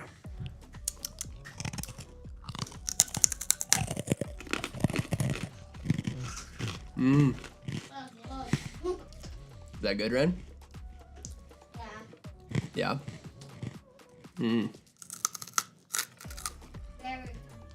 Very crunchy. Yep, agreed. Very sweet. And then at the end, it hits you. Oh, man. I don't even know how to really explain the candy because it's like, It looks like licorice babies, but yeah, it's not. but they don't taste what they look like. There, it hit me. It hit me. What I was thinking is, what was that first drink you had? Peach something? I'm still drinking it, yeah. Yeah, I'm going to pour one. I'm going to that? put, it's peach, right? I'm going to pour one, and I'm going to put 3 or 4 Peach Penguins in there. Oh, man. Let them rehydrate. Oh, sorry, Brandon, your microphone's off. What was that? How was your opinion of those? I was gonna say that they're really good, Yeah. and I've been wanting to tell you what I've been drinking. Oh, yeah. Yes, we Ren, forgot about your let Ren. us know where you're from and what you're drinking. Where are you from? So I'm from Lacombe. Lacombe. Okay. Yes. Lacombe. Poor McMurray. Lacombe, out of town. We are by a riding stable that I am in for what's called Jockey Club. Yes, you do some riding. Racing horses. Yeah. And this is what I'm drinking tonight. Can you tell us what it is? Nope. Camera's over there, Ren. It's confusing Yeah. because the TV's there. There's so much going on. Camera there. Yeah, you just walk right towards the camera.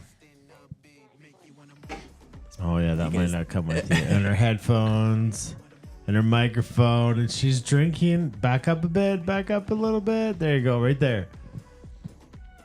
That's an Arnold Palmer Super good.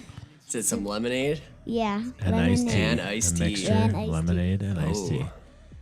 All right, A little mocktail. there we go. Very good. Beautiful, beautiful stuff. All And right. just like all good things, Must come to an end. your fly must continue. Okay, guys. So we're getting Wait, to I'm going to make that. You just did I did it. I tossed it in mine. This is where the fun begins, guys. So normally when we talk about dry flies, what intimidates people? I know for me, starting out and getting into fly tying, hackle scared the crap out of me. And if it wasn't hackle, it was deer hair. And we're about to do both of them. So we're going to simplify it. This really isn't a complicated thing. And if you just kind of follow a few steps that I'll give you to wrap hackle and to manage deer hair, you're going to find success even on a small little fly like this. So I brought my thread forward to about that third way back, still have a little bit of space at the head for the other stuff I have to do. I'm going to lay down that foam and I'm going to take a thread wrap right over top of it. Just let my bobbin dangle. Now I'm going to pinch the foam on top. so it doesn't move. Take 1 wrap, 2 wrap, every wrap after gets a little tighter. Take a handful of wraps till you feel like it's good and secure, it's not going anywhere. I check my bottom, there's my nice underside, good profile, my top looks great. Then I just gotta trim out this foam. And we wanna trim it at a bit of an angle because now from here on out, the goal is to create a bit of a ramp, a nice even ramp towards the eye of the hook, because that's gonna allow that hackle to really wrap well and not wanna, like chitter down towards the eye or to bunch up. So I'm gonna come in here, I'm gonna make a bit of a soft angle with my scissors, and I'm gonna snip it out like that, okay? I'm gonna just soften off those edges again. And then from here, I'm just gonna lay a ton of thread wraps down over top of that foam. And this is just gonna make a nice little ramp down towards the eye. Then I'm gonna work my thread back up against that foam, one more time down, and then back. So I'm left just like this. Now, if you have any little pieces of foam that just don't wanna crunch down for you, you can either get in there and try to cut it out, or just put some thread wraps over it. This is why it's important to have that thinner thread, because you can put a few down without too much hassle. Okay, so we're on to our next material. What we gotta go to next is we gotta grab our deer hair. So you got a nice patch of deer hair. Again, this is enough deer hair to tie, I don't know how many of these, but you don't use very much of it. So when I grab a clump on here, I'm looking to grab, I would say about 1/2 of a pencil width. So if you're to compress those down, take a little more than you might think, because when we go to clean out the deer hair, it's gonna, we're gonna lose a bunch of it in the underside of that fur. So I'm gonna take a clump like that. If you take off too much after you stack it, you can always pull it out. You'll kind of get a rough guess of what it should be. So this is what I've got. I'm now gonna grab the tips, and you can see right away all this other hair pulls out of it. Okay, so that all pulled out. That's the under fur. We wanna make sure that's good and clean. Give it a little flick with the finger like this. Make sure you got all of that under fur out, and I can see my tips. So now this is important here. We gotta stack this in our hair stacker. So I'm gonna grab my small sized Shore hair stacker. I'm gonna put tips first, right into there. Let that hair kind of feed down into that channel. I'm gonna give that a couple of good wraps on the table, and that's gonna align the tips. I bring it back up to my vise as a good kind of reference. I wanna take the underside, this part here, I wanna point back down the fly. So I tip it like so that when I pull off the base, those perfectly lined tips are pointed back down the fly just the way that I'm gonna tie them in. Then I can come in here and pinch them. Now all I gotta do is I'm gonna switch hands again, so I'm back to my bobbin hand, because what I'm doing here is I'm trying to measure my length, okay? So I got a little bit more hair than I think I want on here, so I'm gonna pull a little bit out of my fingers, all the while keeping a good pinch so I don't lose those tips. I just took out a little bit. Okay, yeah, I like that. That's about where I want it to be. Now I'm gonna measure so that the very tips of these extend just beyond the edge of that foam if I'm measuring off the front of the hook eye, okay? So that's about perfect. Once I have it there, I'm gonna switch hands again. I'm gonna grab the hair. So I'm leaving a bit of space at the eye so I can see. I'm gonna come in and I'm gonna cut these on an angle again, just like the foam, just a little behind the eye. I trim it off. Okay, now I'm gonna come in here. First wrap's gonna be a little bit loose to gather that hair. Second one's a little tighter again, and that's gonna flare that hair. Okay, just like that. Now, we got a kind of a mess up here at the head. We've got a whole bunch of those butts of the hair. We wanna drive some thread wraps through them. So I wanna kind of pick my way through that hair, making sure I'm really securing that down and it's not gonna twist on me, it's not gonna go anywhere. And I'm also aiding in that ramp that we were talking about. So I wanna go back to really working on that ramp, and I'm gonna push some thread wraps back against that deer hair so that when I'm done, my thread's basically right back up to where that foam was left off. And that's where we're gonna start our hackle. So I'm happy there, I got it back. I'm gonna take a quick peeker on the fly. If I had any hairs that were really sticking out, this would be where I would probably just trim them out. From here, guys, we've got one more material left, that's it. So we're gonna go over to our hackle. Now again, I know this can be the intimidating part. Okay, so we got a nice long hackle. We've got it appropriately sized for you. If you have the very bottom here is always a little webby, and I want to just strip some of those off. get some of those from both sides of the stem off of there. I like the way that looks. Now, this is where it's important to recognize which is the top side and which is the underside of the hackle. So the shiny side is the top side. If you look at one side, it's shiny, the other side's kind of dull. You'll also notice that there's a natural kind of concave to it. The underside is the underside of the concave. Now, it's important that when I tie this in, the underside of the feather is pointed back down the fly. So when I rearrange this, I want to tie it in so that the underside right now is pointed back down towards the tail. But before I do, I'm also going to come up here, and on the underside of my feather, I'm going to strip a few fibers off, about a dozen. Just guess. But you can see there how that's hanging down. You can see there's still, the barbs are on top, but I have stripped a few off the bottom. When I start to wrap after tying this in, I want to wrap against that empty space to start, because that's going to allow them to start unfolding the way I want them to and to move up towards the eye, hopefully in a good way. So when I go to tie this in now, I'm just going to turn it so that, again, the underside is pointed back down the fly. I'm going to lay that stem right kind of at an angle across in front of that hair. Take that first wrap to kind of get my bearings on where it's sitting and if I'm happy with it. And then if I like it, I'm going to put some more thread wraps. I'm going to actually just try to bind that stem down. And I don't care if it's a little long and it doesn't hang quite where I need it to. I'm going to take it down to the eye, work my thread back up. And then if that stem is sticking out anywhere, doesn't seem to be. Oh, it is right there by the eye, just a little bit. Then I can just go in there and I can trim out that little piece of stem so it's not showing. Just like that. Okay. Now at this point, what I like to do is I like to take the fly and tip it in my vise so it's tipped up a bit. What this does is it allows me to kind of control that hackle a little better so that as I get down near the eye, it doesn't want to come off the front of the fly because it's a very small hook point. Or yeah, hook eye, sorry. It's very small and the feather might want to try to hop off that ramp that we created and try to escape on us. So what I'm going to do first is I'm going to come down towards the eye with my thread. This is where I'm going to leave it. I'm going to grab my half hitch tool, or you can just use your fingers. I'm going to put a simple half hitch just over the eye. So I've got a save point right there. Set my bobbin aside. Now, remembering where I left that empty part, which you can see is on the underside right there, that's the direction I'm going to wrap first. And I'm going to get one full wrap in right in front of the hair before I start leaning it forward, doing touching wraps down towards the eye. Go one more. Oh, I shouldn't have gone one more. You want to leave a little bit of space up the eye so that you don't really crowd it up too bad. I'm going to bring my thread back. Now remember, the sequence is always the same when we're securing material. We want to go behind the material, over the eye, in front of the material, behind the material and in front. And this is where it's really important to get some thread wraps locked in, because this hackle, if you don't secure it properly, is going to want to come off on you. So once I get to there, I want to pull back all the fibers that I can away from the eye, get a couple of thread wraps in.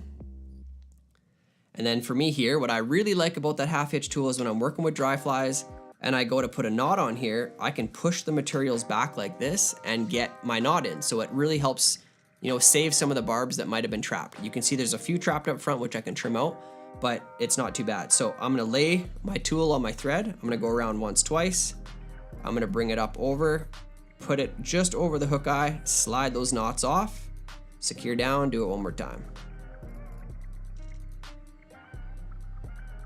If you feel like that's good and secure, I'm gonna go one more time. Like to really be sure with this hackle so it's not gonna go anywhere. Got a good knot just behind the eye. I can come in here, make sure that's seated good. Trim out that thread.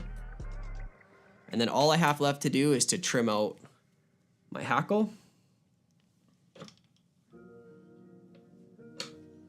I'll just trim it out here on the back side. And there we have it, our Puterbaugh Caddis. Just like so, got a beautiful underside. All those barbs make for a super buggy appearance of legs. Really like that, the way that appears. Really tip that down. Yeah. There you have it, guys. Puterbaugh Caddis. Just leave the underside up so we can see what the fish see.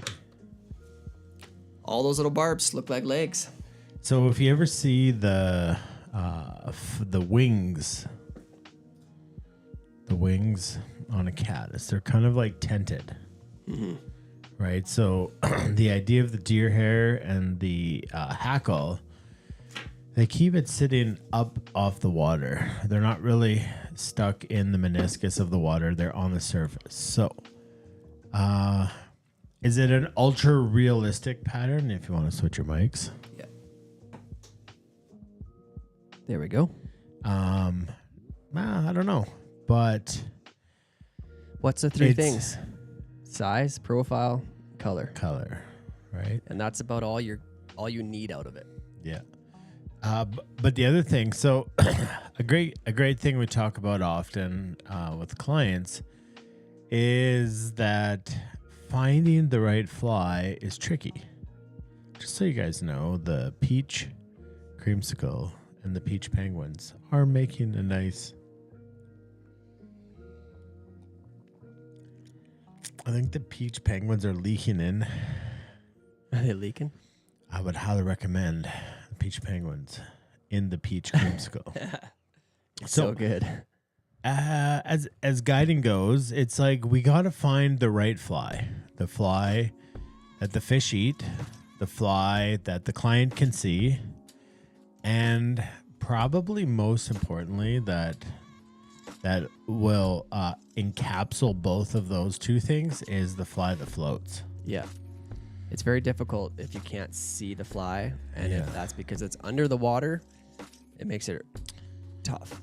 Yeah. So something like this would be absolutely fantastic in a drift boat scenario because it would stay up. And honestly, why? So oftentimes you fish a hopper, right? Or the bropper or the whatever that one is. Whatever that one is. And that's cool. But why not add one of these Puterbaugh Caddis as a 14, 15, 16-inch tag?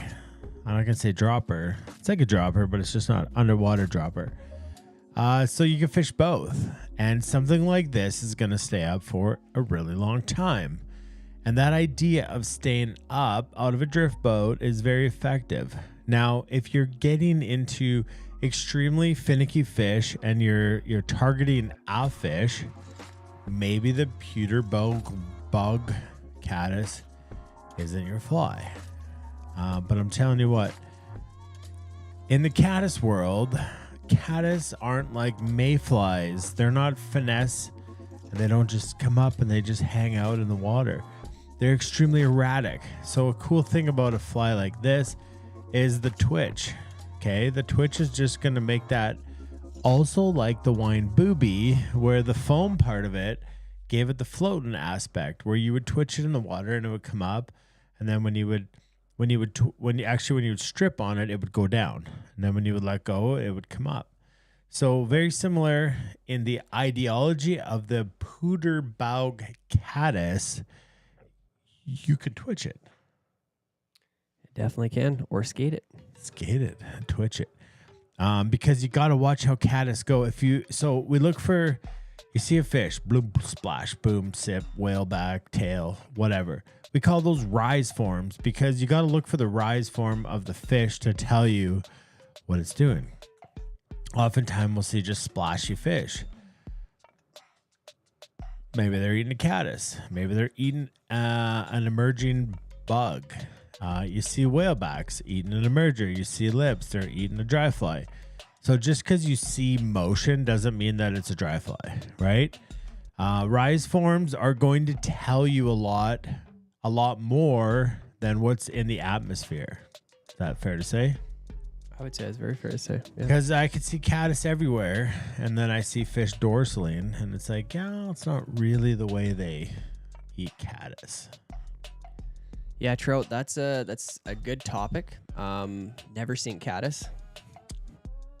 That's actually another one that's coming up. You have heard it called that. This one is a slight a variation on it. Very close. It is very close, but we're actually going to tie that one right near the end of the season as well. The never seen caddis. Very similar though. Yeah. So Mining of the North added to that and said fish love a moving bug. Sometimes. Yeah. But caddis, yes. it can be the difference between no fish and fish. Yeah. Stoneflies. Twitch them, and bam, it happens. So It certainly cool can. stuff. Oh, Rocky Mountain Fly Shop. I'm on YouTube. After 2 years, I thought I'd try it. Very nice. Yeah, so we've got some cool things for you guys because for the 100 and some people that are still here, we're going to play Fly and Go. But what we're also going to do is we're going to get out of this scene. I'm going to head over here. Because you've all loaded your carts. RockyMountainFlyShop.net.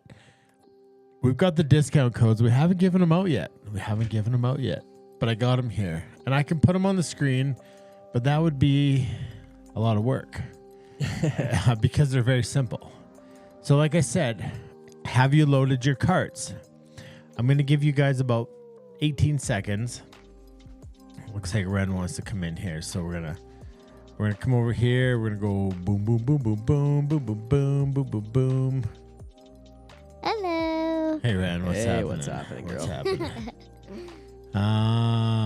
There we go. So, you guys get your carts loaded because these codes are coming out.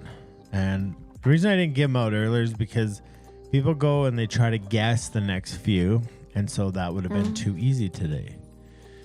So to get 20% off, you're going to go in to Rocky Mountain Fly Shop. You're going to add to your cart. Everybody's ready. It's easy to do. And then the discount code, all capital letters, you're going to go TNL. Okay, you got that ready? TNL, all capital letters. And now you've got to ask yourself the question, do you want 20%, 25%, or 30%? So TNL 20, TNL 25, and TNL 30. So there's 6 codes that work.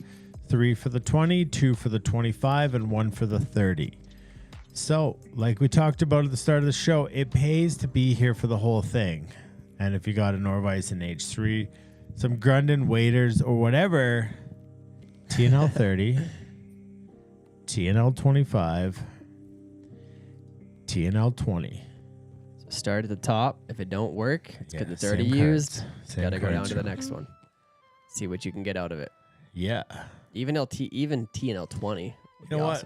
I'm just going to put them right here. TNL TNL 20, TNL 25, TNL 30. TNL. Wow, we got some. We got some interesting music All going right. on. Ren, did you choose that? Ren, stop picking the music. I did pick the Red. music. Uh-huh. Dad, be quiet. DJ Dana. Guys, I'm trying my best here. I got too many things going on. Just finish the first thing, then do the second thing. Hey, there's a good idea. Ren, you're hired. The producer, Ren Hepworth. All right. Ren, you're hired. Okay. Now we got to head over to the bingo here. All right, folks. We're going over to bingo time. There it is. Bingo. Bingo. Bingo, bango. You see it. One line anywhere. Anywhere. Diagonal, I gave some up, down, backwards. Any line, any direction. First calls, you see them there. We got the Slum Hopper, the Thin Mint, the Muddy Buddy, and the Snow Cone Chironomid. I'm even thinking he's. Everybody else Ren, should did you get a try. bingo card? No, I'm just. Why thinking. not? They're free. I don't even know where they are. So. And we're backwards again. Ah, that's good. That's good, that's good. So guys, if you've never played bingo before, well, you get to see me twice here. But it's pretty simple. It's a bingo card. It changes every week. Sometimes we do all 4 corners. Sometimes we do lines. Whatever it is. We once did an entire blackout. That was a terrible Absolute choice. mistake. But this is one line anywhere. So what happened when we did total blackout? Show the prize we got to add to all the other stuff. What? The proper. We did a total blackout, and we had a lot of ties. It was a disaster. The Bruffer.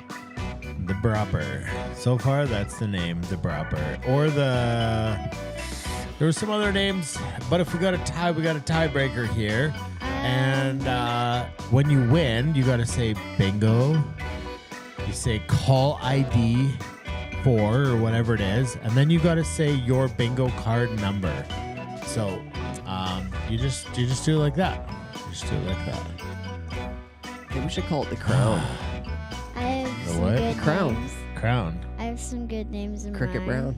Oh yeah. I have What's the some good Okay, Ren, popper? what's your Is it a idea? cricket?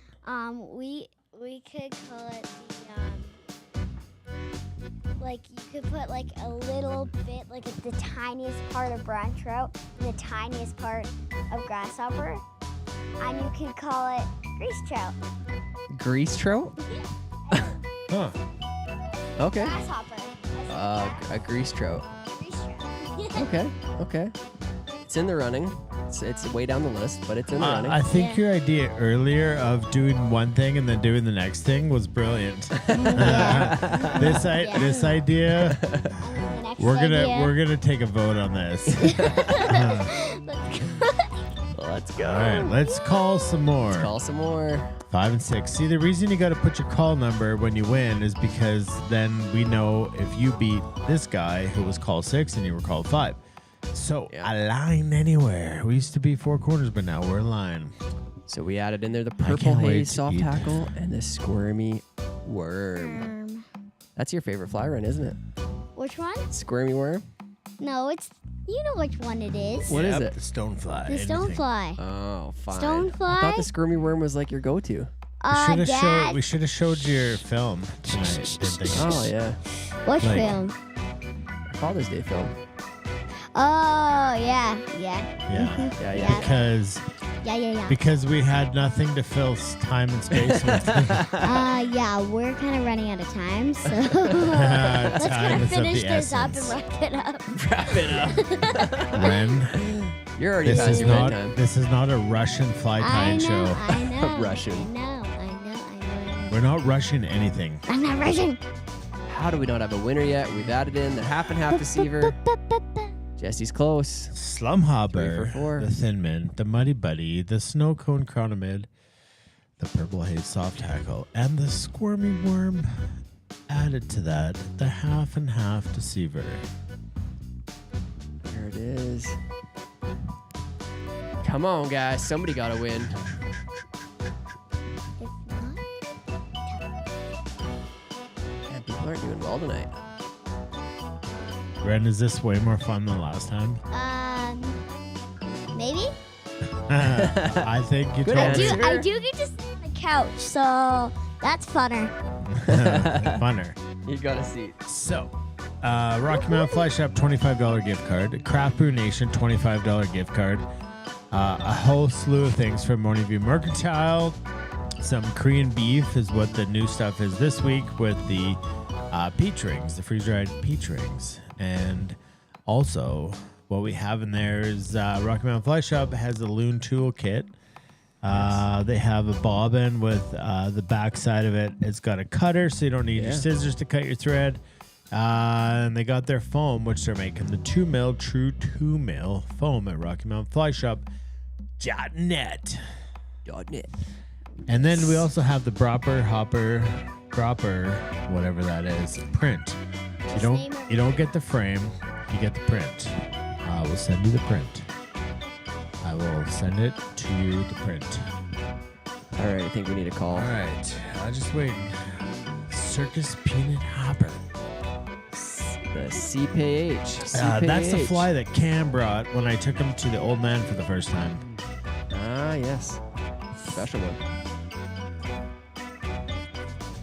Man, that got better with those in there. Yeah. I don't know how to make it better. It's so good. So good. All right, 3/4, 3/4. We're gonna have some ties this time, guys. I think we got ties Ties. coming. I was hoping for ties because I wanted to show the tiebreaker. Yes. Oh, yeah. Tiebreaker. Oh, Sean Ellison. Of course he does. The wizard is going to destroy him. Oh, he did. All right, Sean. Because this is not your first episode, you know what to do. Bingo. Call number 8 and your bingo card. Call 54. Which call, though? Which call number?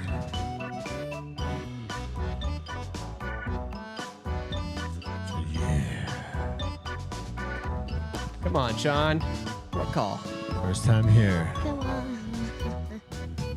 Woohoo. We're just getting emojis. Oh, Circus Peanut Hopper. He got it in. Call The 8. Diagnose, the wizard. He is so excited right now.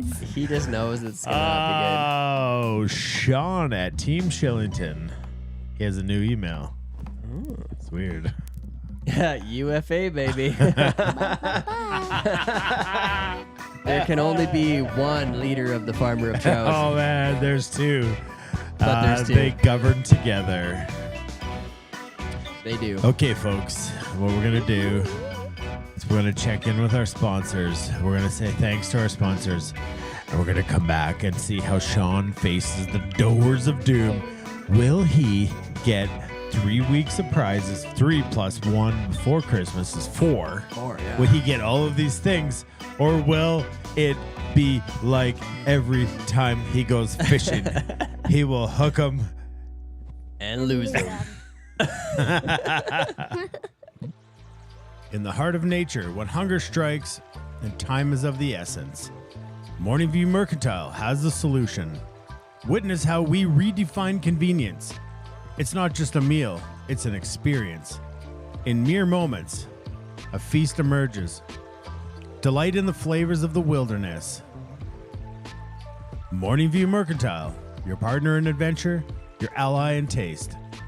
For every adventure, a memorable meal. Morning View Mercantile, where every bite is an expedition.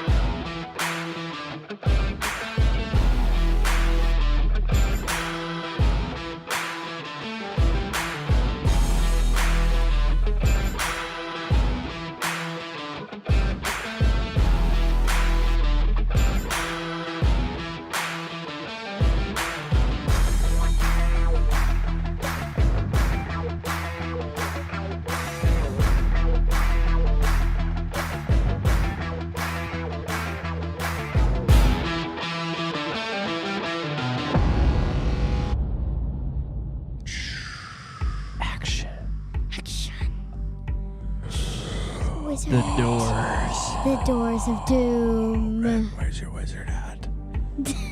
In the dressing closet. Oh, why aren't you wearing it? I don't know. Because the wizard's here. And Sean is about to get... The doors of doom.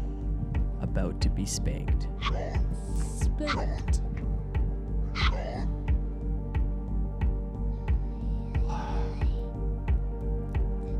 Is he ready?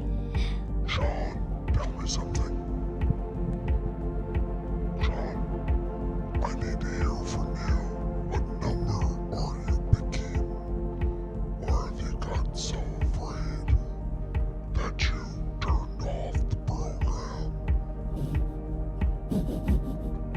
I knew it was coming back. I knew it! It's always this terrible voice. The truth be told, the wizard's not here. But his Funko Pop is here. Yes, it is. Alright, Sean. Bring it on, brother. Maybe the wizard was me all along. Maybe I am the wizard. Are you the wizard? Maybe now the secret is out. The Funko Pop is me. I am the wizard. The wizard doesn't save anybody. He doesn't. Even though it's free, he Hopefully. always messes things up. Hopefully, he gets 50% off a guided trip. So he can lose more fish. Another reunion of the UFA. Michael, door number 9. You will get your turn to choose what you would have chosen had you won the Fly-Ingo. What's it gonna be, Sean? Don't be a scaredy cat. Oh, the daughter. I see what he's doing there. He's deflecting. Oh yeah, now he's deflecting. making me feel Yeah. bad for the fact. Oh no. You can't pass the blame on Door somebody number else. 7. And he wants me to be nice because he says his daughter chose it, so how could I be so disrespectful to a girl You'll find a way. of the daughter age, not... There's something glistening in your ear. Is there? Alright, Sean, behind door number 7. Let's see it. Sean, do you want me to open any other doors besides number 7 or just number 7? Alright, so, Insult to injury. alright, Captain. Truth be told, I don't remember what's behind any of the doors. It was So, 7 without last much week. further ado, I will open up door number 7 for Peyton. Let's see it. Not for Sean, but for Peyton. Here it is, door number 7. Will Sean win? We don't know, but we're gonna open the door number 7 and find out. Oh, just quite simply, absolutely did Sean thinks. Well, we knew it was gonna happen. There was so much opportunity there, Sean. You lost it all. Better luck next How are you time. gonna tell your daughter that you lost? Huh? No! It's all over. Do you guys want to see what's behind all of the doors? I think we should. That way, they're gonna understand that next time, the opportunity. Yeah, Captain Card from last year. Are we last year? No. No! No. This year. All open. Ha. Wow. That's what the captain wants to show you. He wants to show you what's behind all the doors, and once you lose, all of the prizes go away. No. They do, they disappear. There was a lot of good prizes in Cruel there. world that we live in. Cruel But world. quite honestly, Tim, I think the answer was stickers. Nope. Number 9. Nope. Oh, 50% off the season Oh, kit. that Number was a good one. 7. That's Well, we already knew that Rub one. that one in. Number 8, stickers. Yeah. Number 7, number 5. Winner! That was the one. Too bad. Denied. Denied. Nobody chose number 5. Nobody did, no. Not even these people. Anyways, folks, next week is an opportunity for you guys to do something.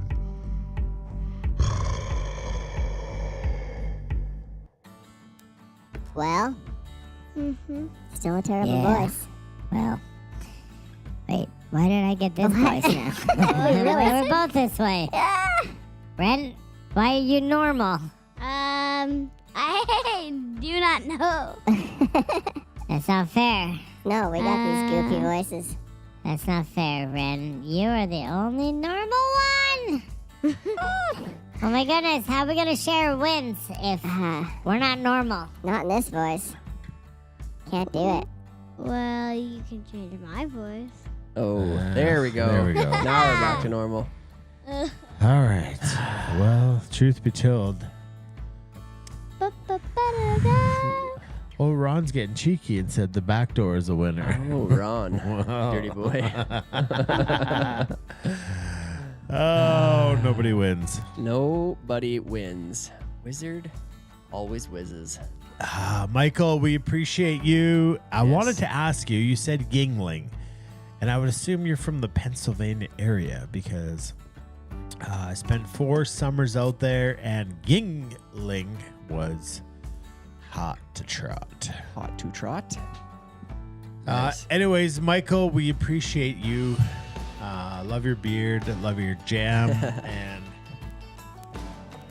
appreciate you. So might as well share a win. It's a big old beard. So where did Red go? Here. Okay, there you go. You're right there. All right, so what we do at the end of the show, we're actually on time, weirdly, Yes, yeah. is we share a win. I feel like my desk didn't go high enough today because my back is sore. At least you have the option. Yeah. There it is. Things got crunchy there. Hydraulics. Yeah. Wins.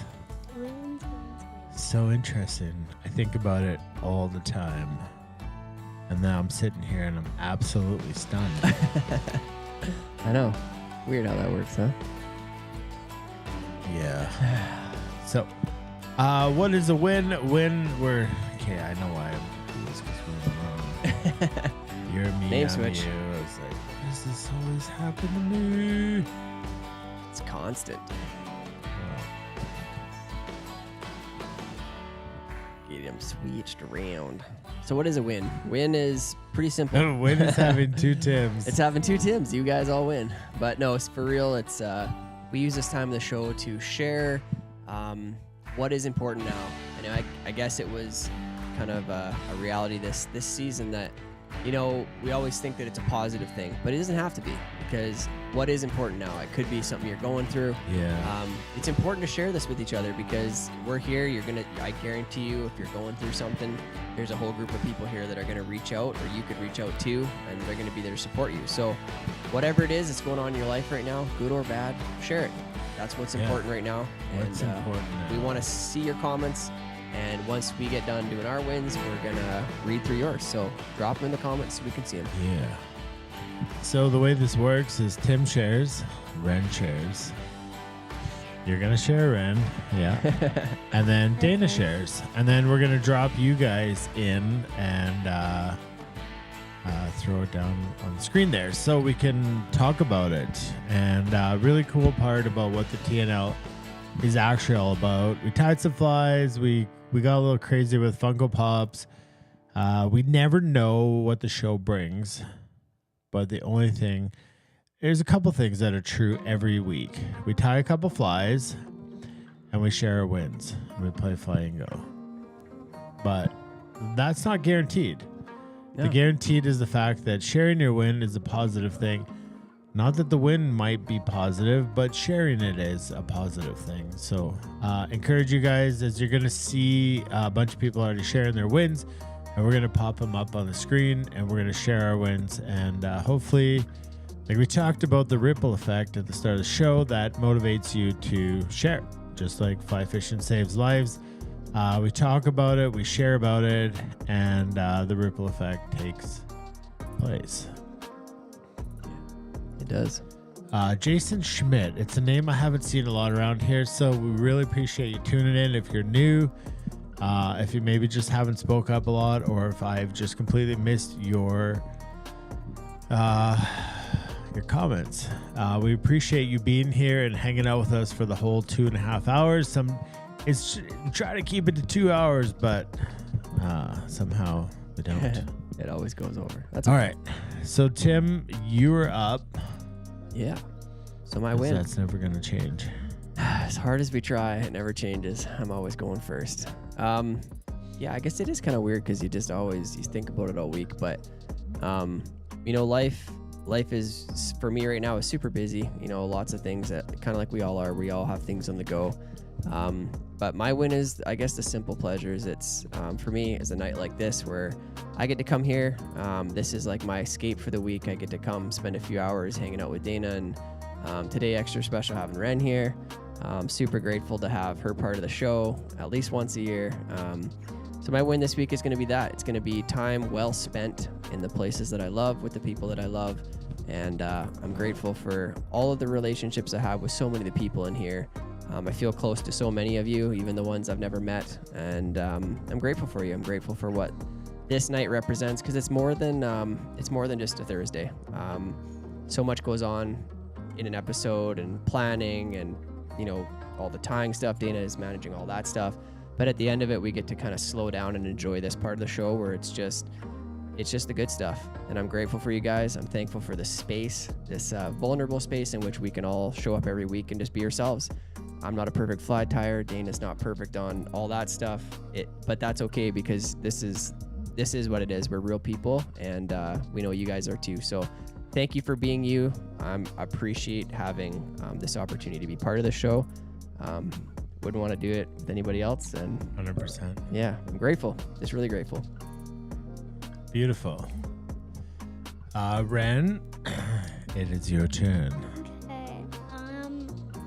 I'm grateful that I get to be here and get to join everybody to learn new people, to learn, and to be able to understand how amazing it is to know everybody.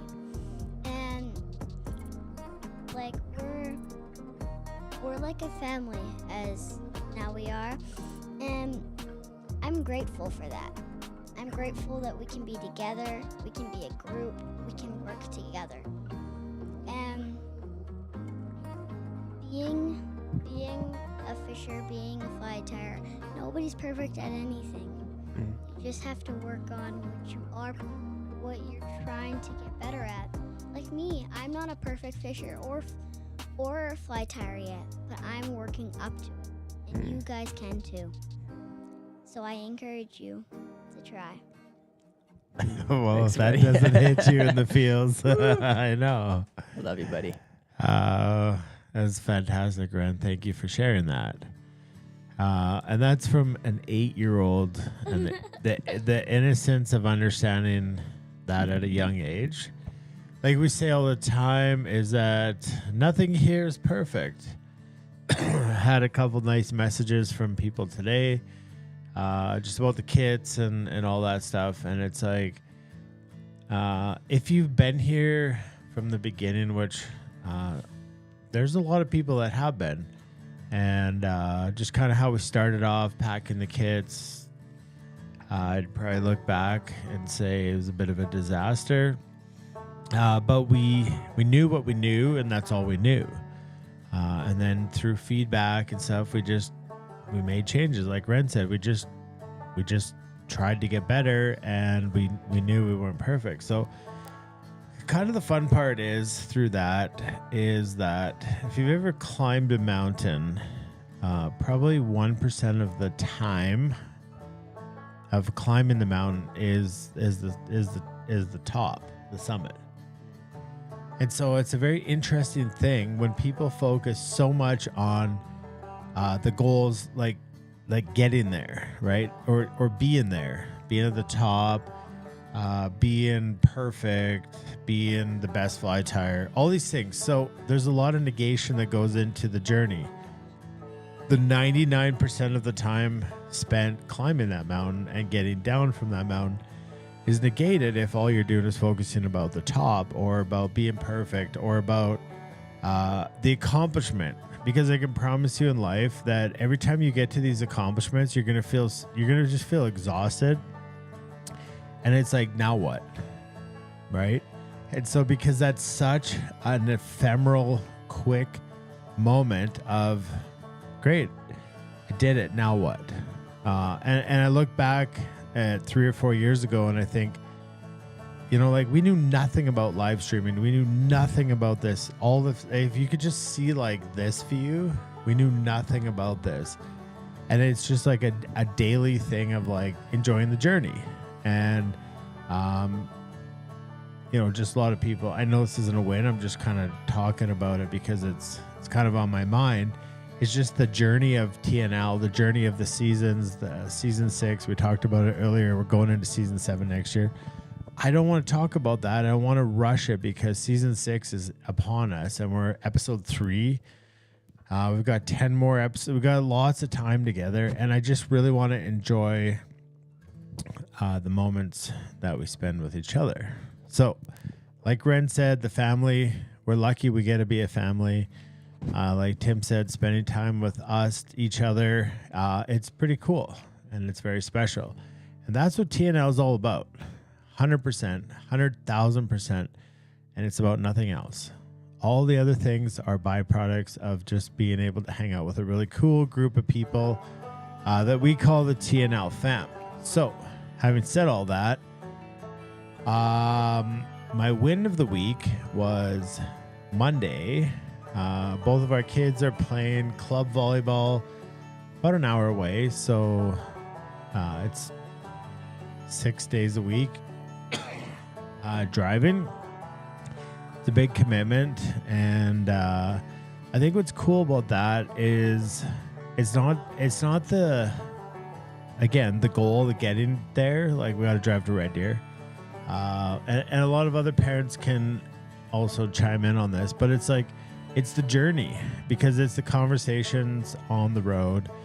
Monday we were coming back from volleyball.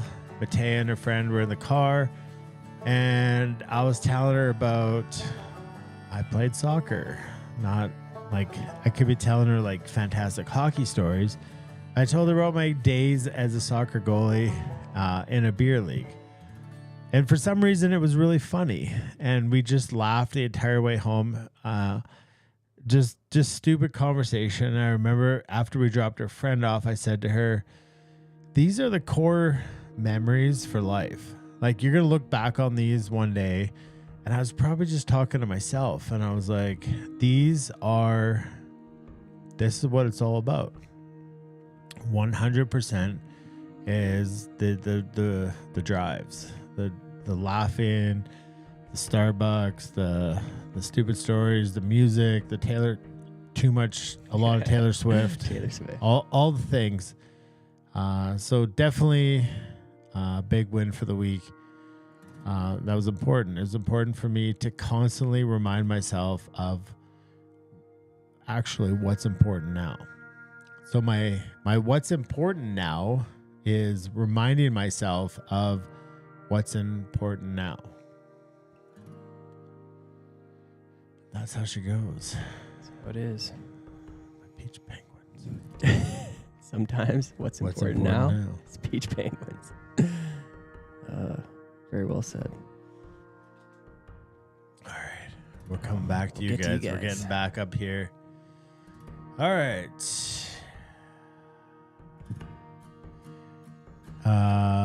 Probably just go Tim Dana. Is that? Yep. Okay, Ken, Flytro, being a rough week, being on call in this freezing weather, stuff failing all hours of the night. In my winter rut of not being able to get out on the river to release stress and troubles, but after all that I was reminded friends are just a phone call away. Love you guys. Remember, tomorrow is a new day. Yeah. That river is a special place for us. Chaz, Win, really appreciate these tie nights. Look forward to IF4, hotels booked, and looking forward to it. Need more Morning View Mercantile food. Stay awesome, boys. Hugs to Ren. Cole, my win this week, been working on the baby room. One more week closer. Honestly, this week flew by. Feels like yesterday I was hanging out on the couch. Touche. Pretty close. Yeah. All right. Ron says ice is finally in, so at least I can go ice fishing. Small win. It helps the state of my mind. That's a fact. Ryan, drywall work and listening to TNL is great. not so win is gonna be explaining to the wife why I did it in my school clothes. Yeah. Well, depend if he goes to a Catholic school. Do your laundry. Short dress. Mr. Struthers, weekend of surgery recovery and having more good days than bad. Shout out to all my peeps for checking in on me and their words of encouragement.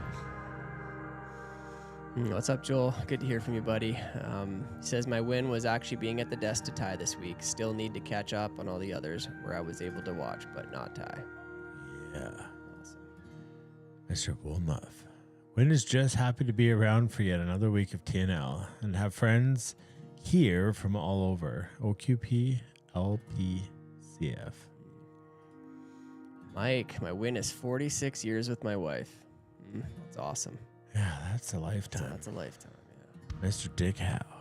What's important now, being involved in such a great organization, the Rocky Rams Junior B team, supporting a family whose young son was beaten at the school bus stop. That's pretty crazy. Adrian, my win, super pumped to get over my bronchitis finally. Mine and my family's health, I'm super grateful for. And my side project as a board member on the RFP is going great, and so is my career. A man who chases 2 rabbits catches neither. Huh. Lots of love for you two and everyone here. That's a fact. Mr. Sean, I got to meet my old friend the Wizard again, and Charles said he'd get me a fish next summer. Sweet, let's plan it. In all seriousness, had a great day work-wise and both on the ice and the pitch tonight. Starting to build my own studio today for my new work gig. Lots of ideas flowing, just trying to stay positive and keep pushing forward. Think he's OnlyFans? OnlyFans. Rocky Mountain Fly Shop, Holland. My win this week was watching my little guy on the baby monitor get up one morning and start making his bed all on his own. It's weird, but I was so proud of him. It is the little things.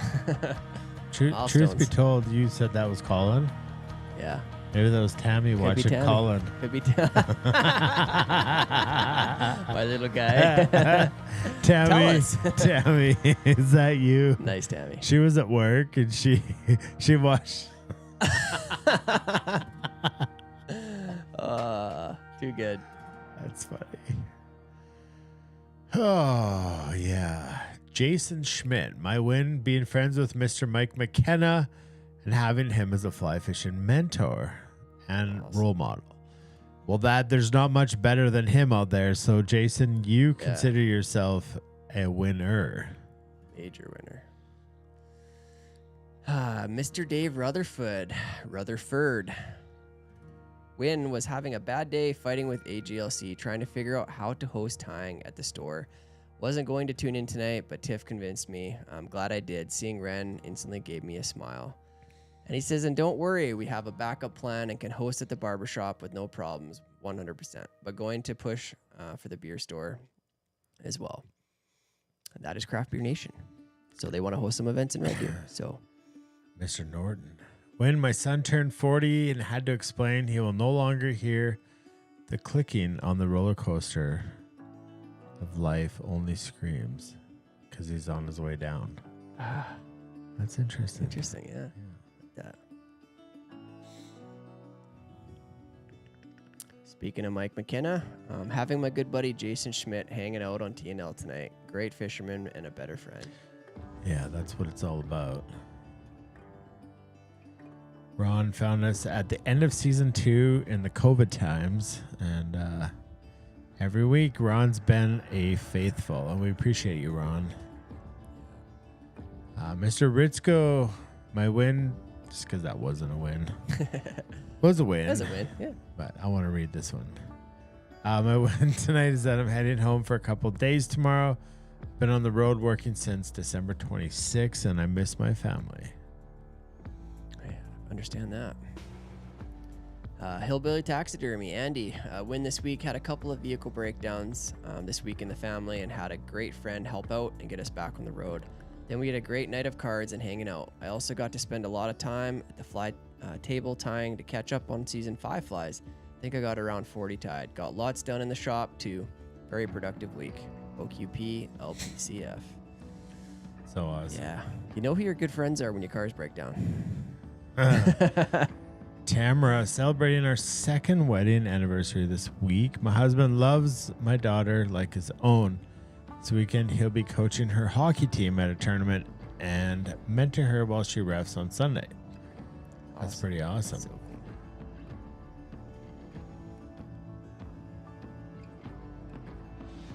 Your tats. This is Tiffany. So this would be Dave's wife from Craft Beer Nation. Being continuously impressed by how resilient people are. I hear a lot of stories from a lot of people every day, and it always astounds me how they have the capacity for so much more than they think. That's The true. truth. Your church bomb. When you get to your limit, you're not even close. Mr. Sather. My win was getting in a cluster of consulting days lately, whether I wanted to or not. Mr. Matchington. Win for the week is just having supportive people around me, specifically a kick in the ass to get out of the corporate and to redo my resume this week and start searching for a new position. I'm also grateful for the joy and laughs in this show while I tie some fly orders of my own. Bonefish flies tonight, being that I'm in South Florida. Yeah. That's a good point.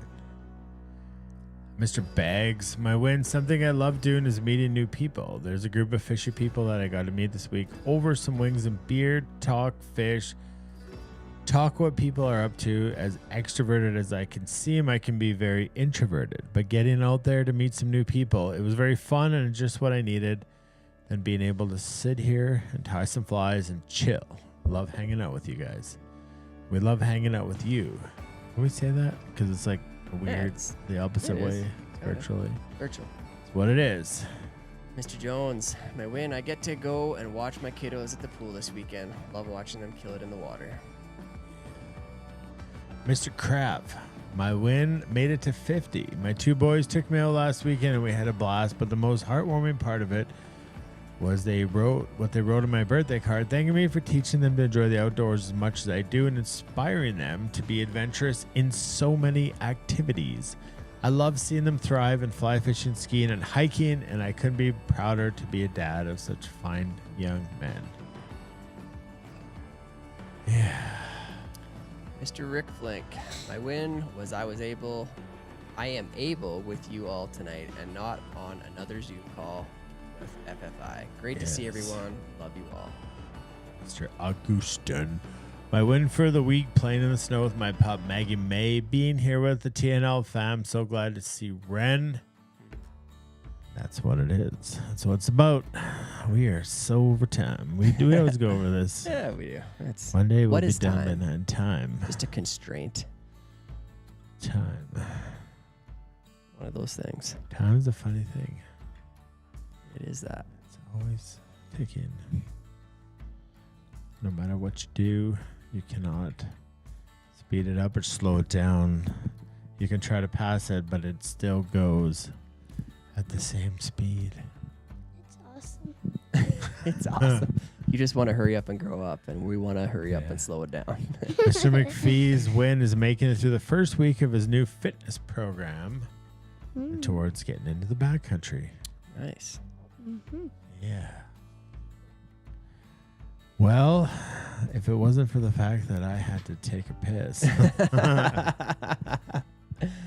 It's real. All right, folks. Looks like that's all the wins that have shown up here. We're just waiting to see. Holding space, seeing if anyone else wants to share.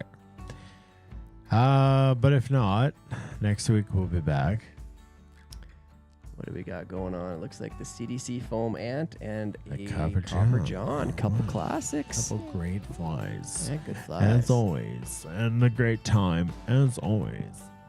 I think all the comments they said were very inspiring.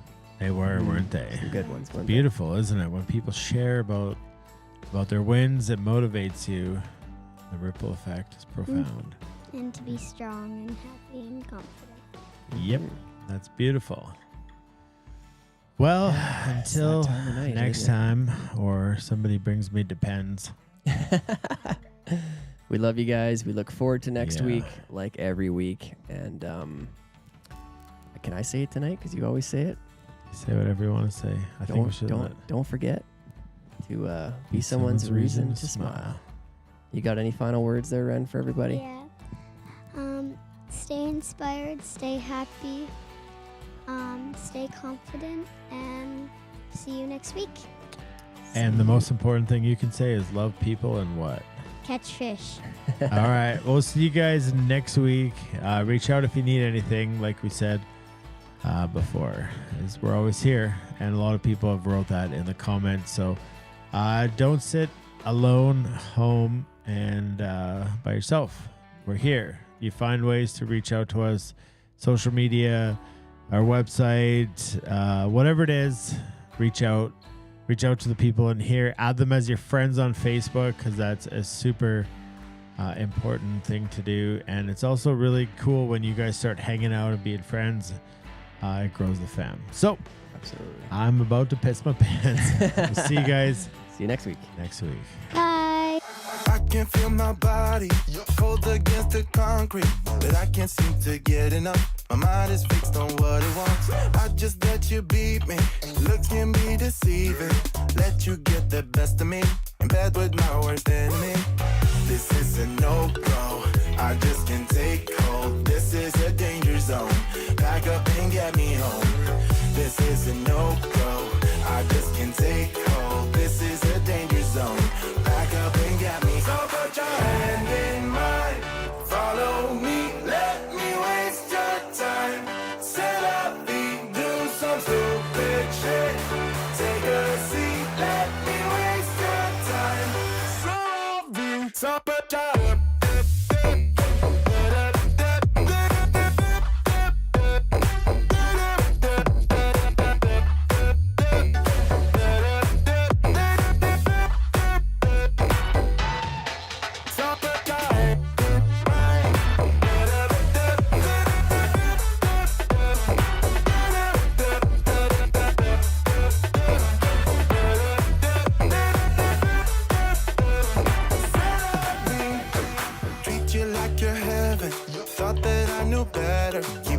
for your innocence, acting like you're into me.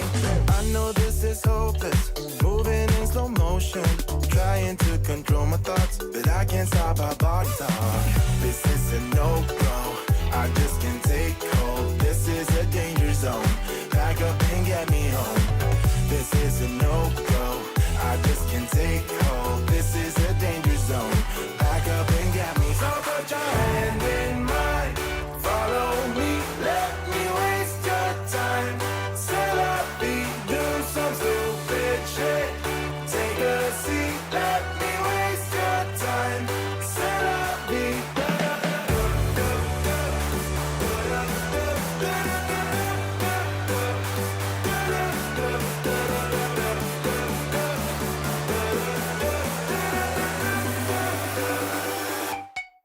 so put your